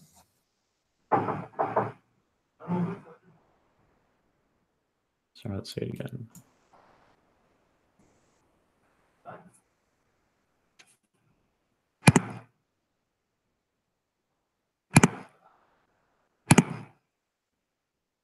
Yeah, I've got no idea about the what's going on here. The 3-bet or the check raise or anything that's going on. So yeah.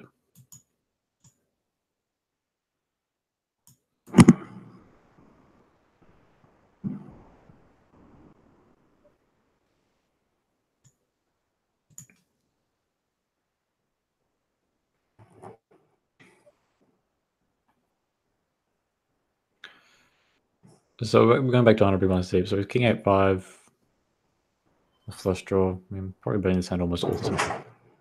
Sometimes we go for a check raise. This is a nice size for it.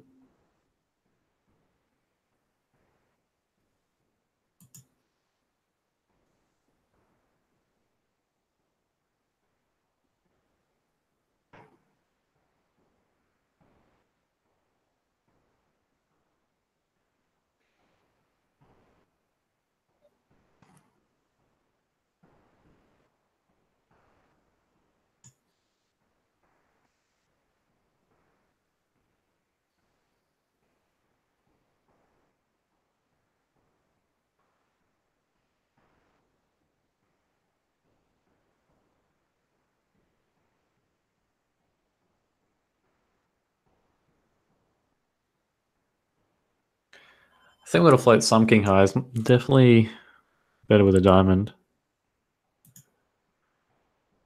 Maybe this one as well.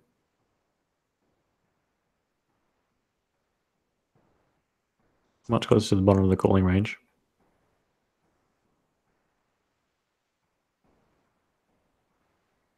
And just that the flop bet size is very small, so we need to continue quite wide. I mean, this size is pretty small as well. You still have we to don't call. I mean, not necessarily. We need to fold some of our hands on every street. This one might be a better call now compared to some of the other hands that we floated on the flop.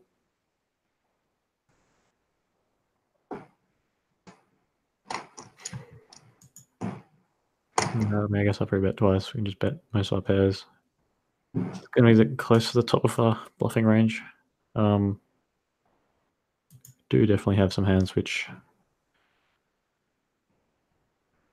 called twice.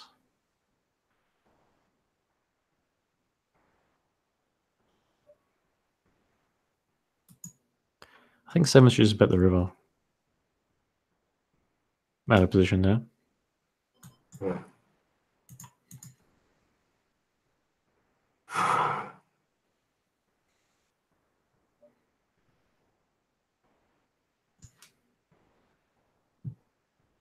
As Matt, what hands would you play as a check raise over there?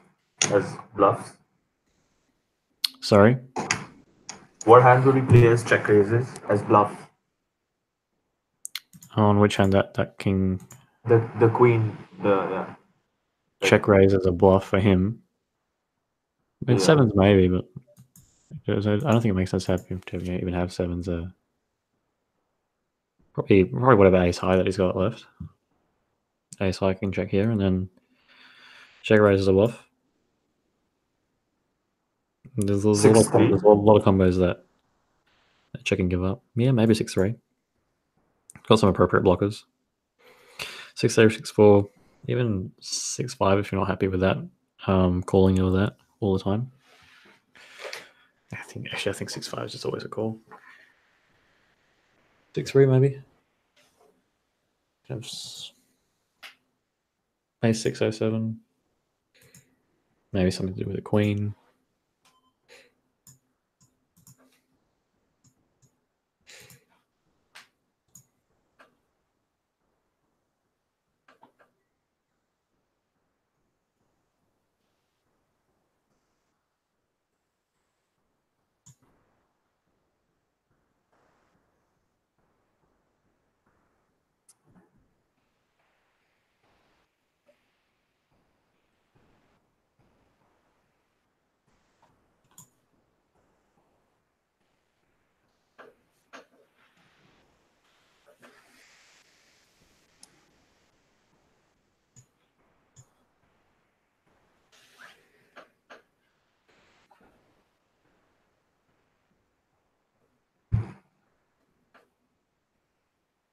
I mean, we're trying to get specifically king high to fold. I mean, ace high can pretty comfortably call. King high is just a bit iffy. We chop with all jack highs.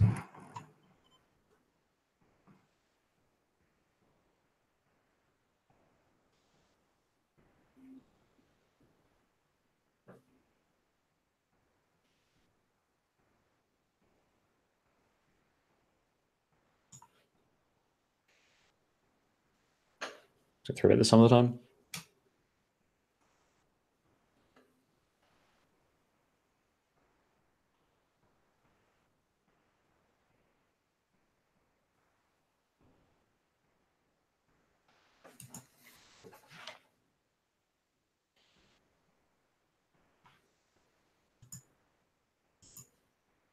Not the best board for our range.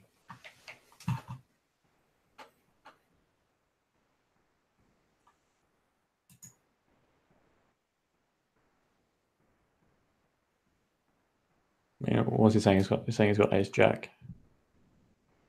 Ace jack, king jack. I mean, we block a lot of jacks, so it's pretty easy to call.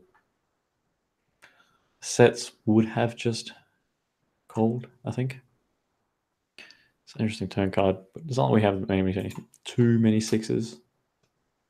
This hand probably could donk, but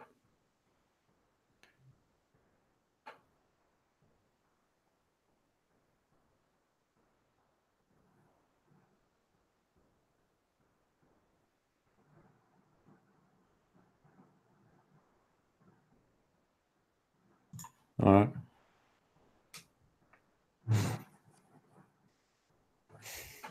This is a very odd run out.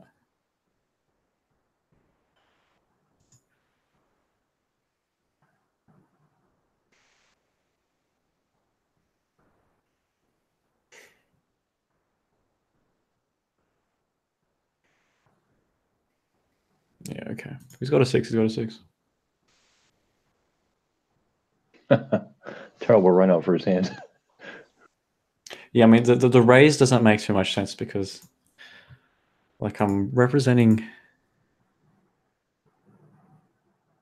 ace high. And so he blocks ace high. And he wants me to call with ace high. So, yeah, I mean, shoving is just not great.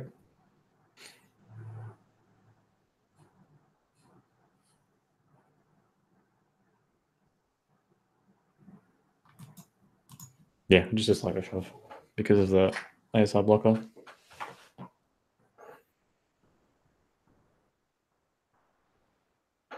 Like, you just end up running into stuff like aces or a 6 a bit more often than you like. And you don't get called by enough worse. And probably not aces, but like a 6. Like queens and kings, maybe. Although some of those hands might just check the river.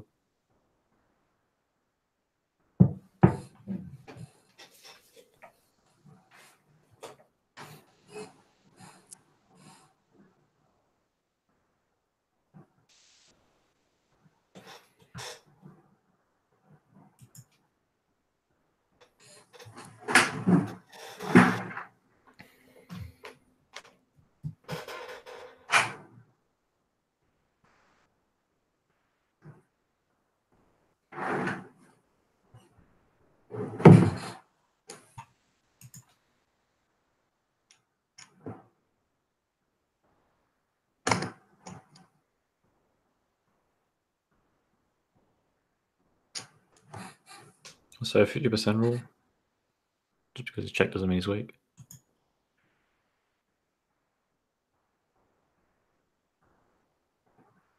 Do the same thing if I had an ace, probably. Although an ace is definitely a strong ace, could we start betting? A strong 8 with like a backdoor might even bet. It's not the best turn card for us, but I think our hand is too far up in our range to fold.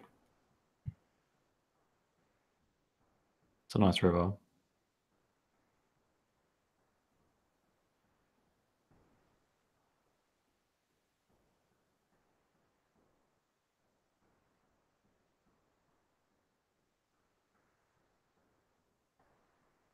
All the 8s chop. I don't think we can get called by any worse. So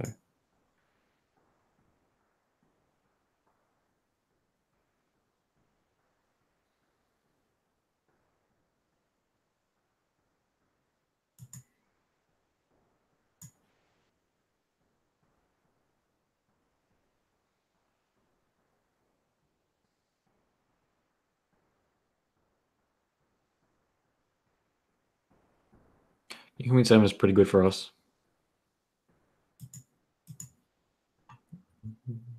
We do have 3 overcards, as well as some backdoors.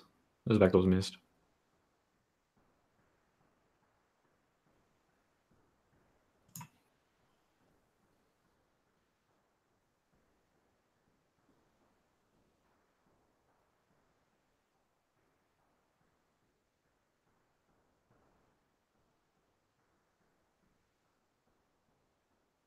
With a spade, it might continue, but without a spade, it's pretty easy to fold.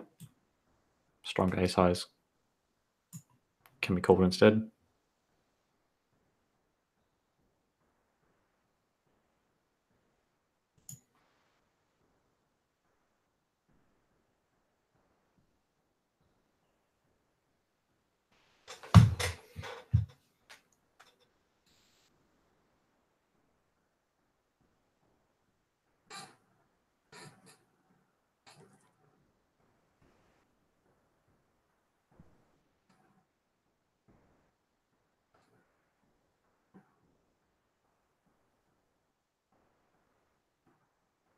There's nothing going on with this hand. We've got 1 overcard, but it's not. Doesn't connect over the board.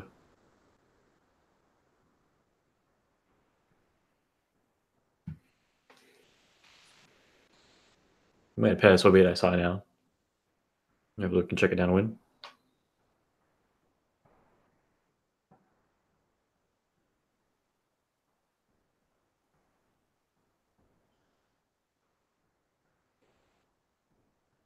Yeah, so these other bets don't make sense on this board.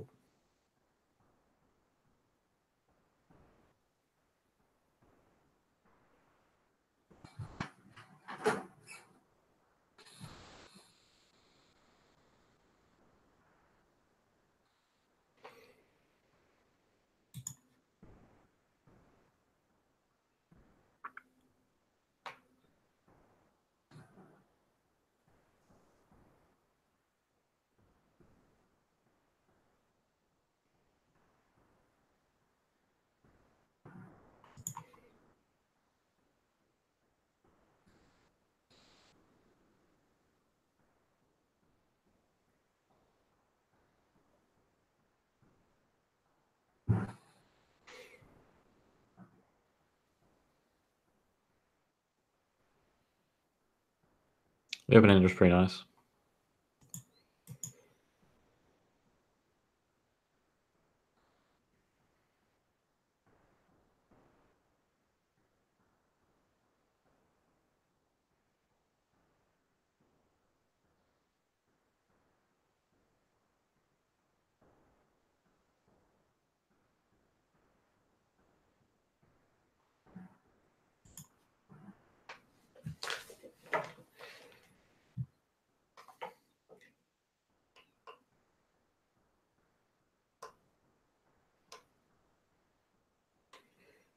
So on Jack 4-8, we might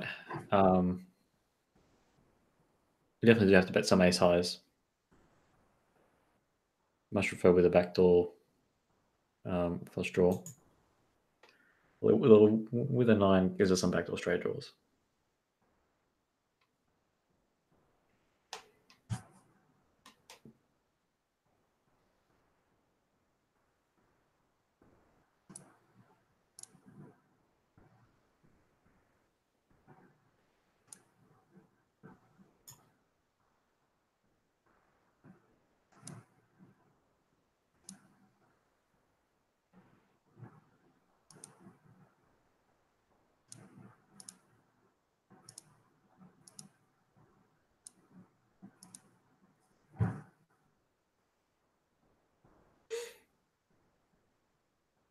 I think with this size, it's probably representing a 9. So I can't really raise when we have a 9. If we had a jack, we'd probably raise.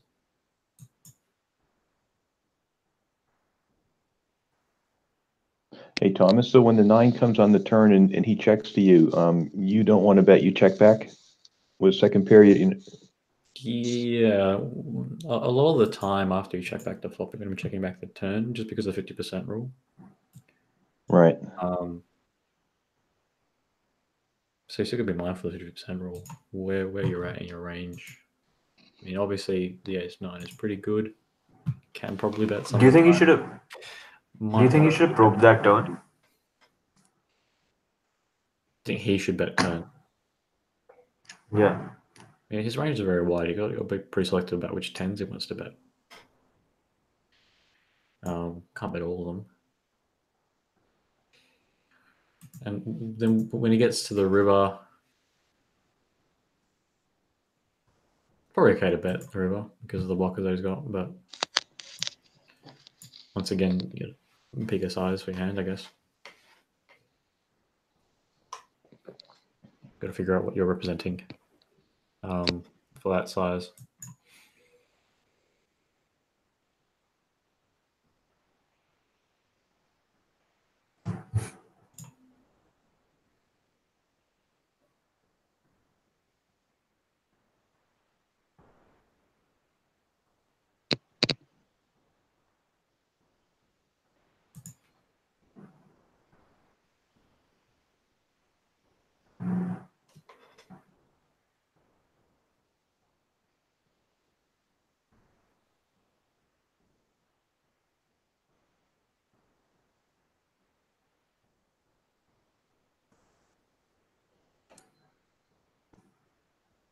I guess we just call with a diamond.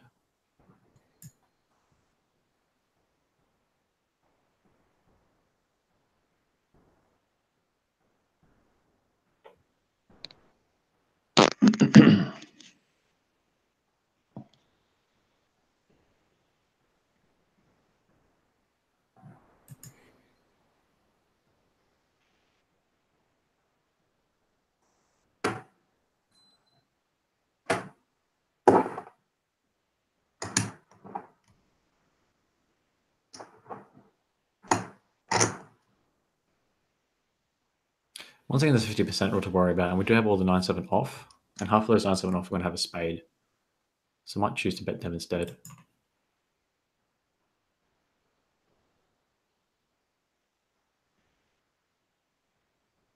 Same sort of idea. Now, hopefully, when we make a pair with any of these hands, we can check down a win against a king high or queen high.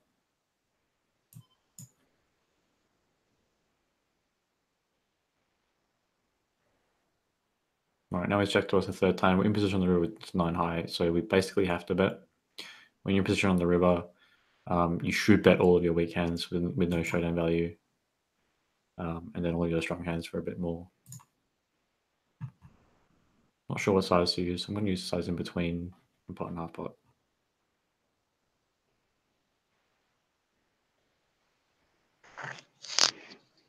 I think an 8 could probably value bet on the river there.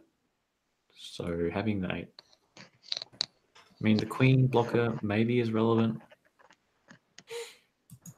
Definitely having a king blocker is better if you want to have an 8 in your checking range, but all the 8s can value bet the river.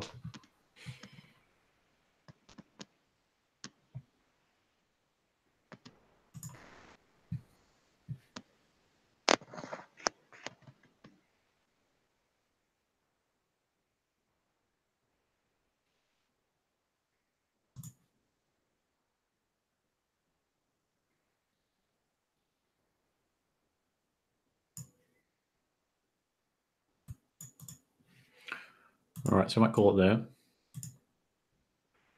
I'll put the recording up soon.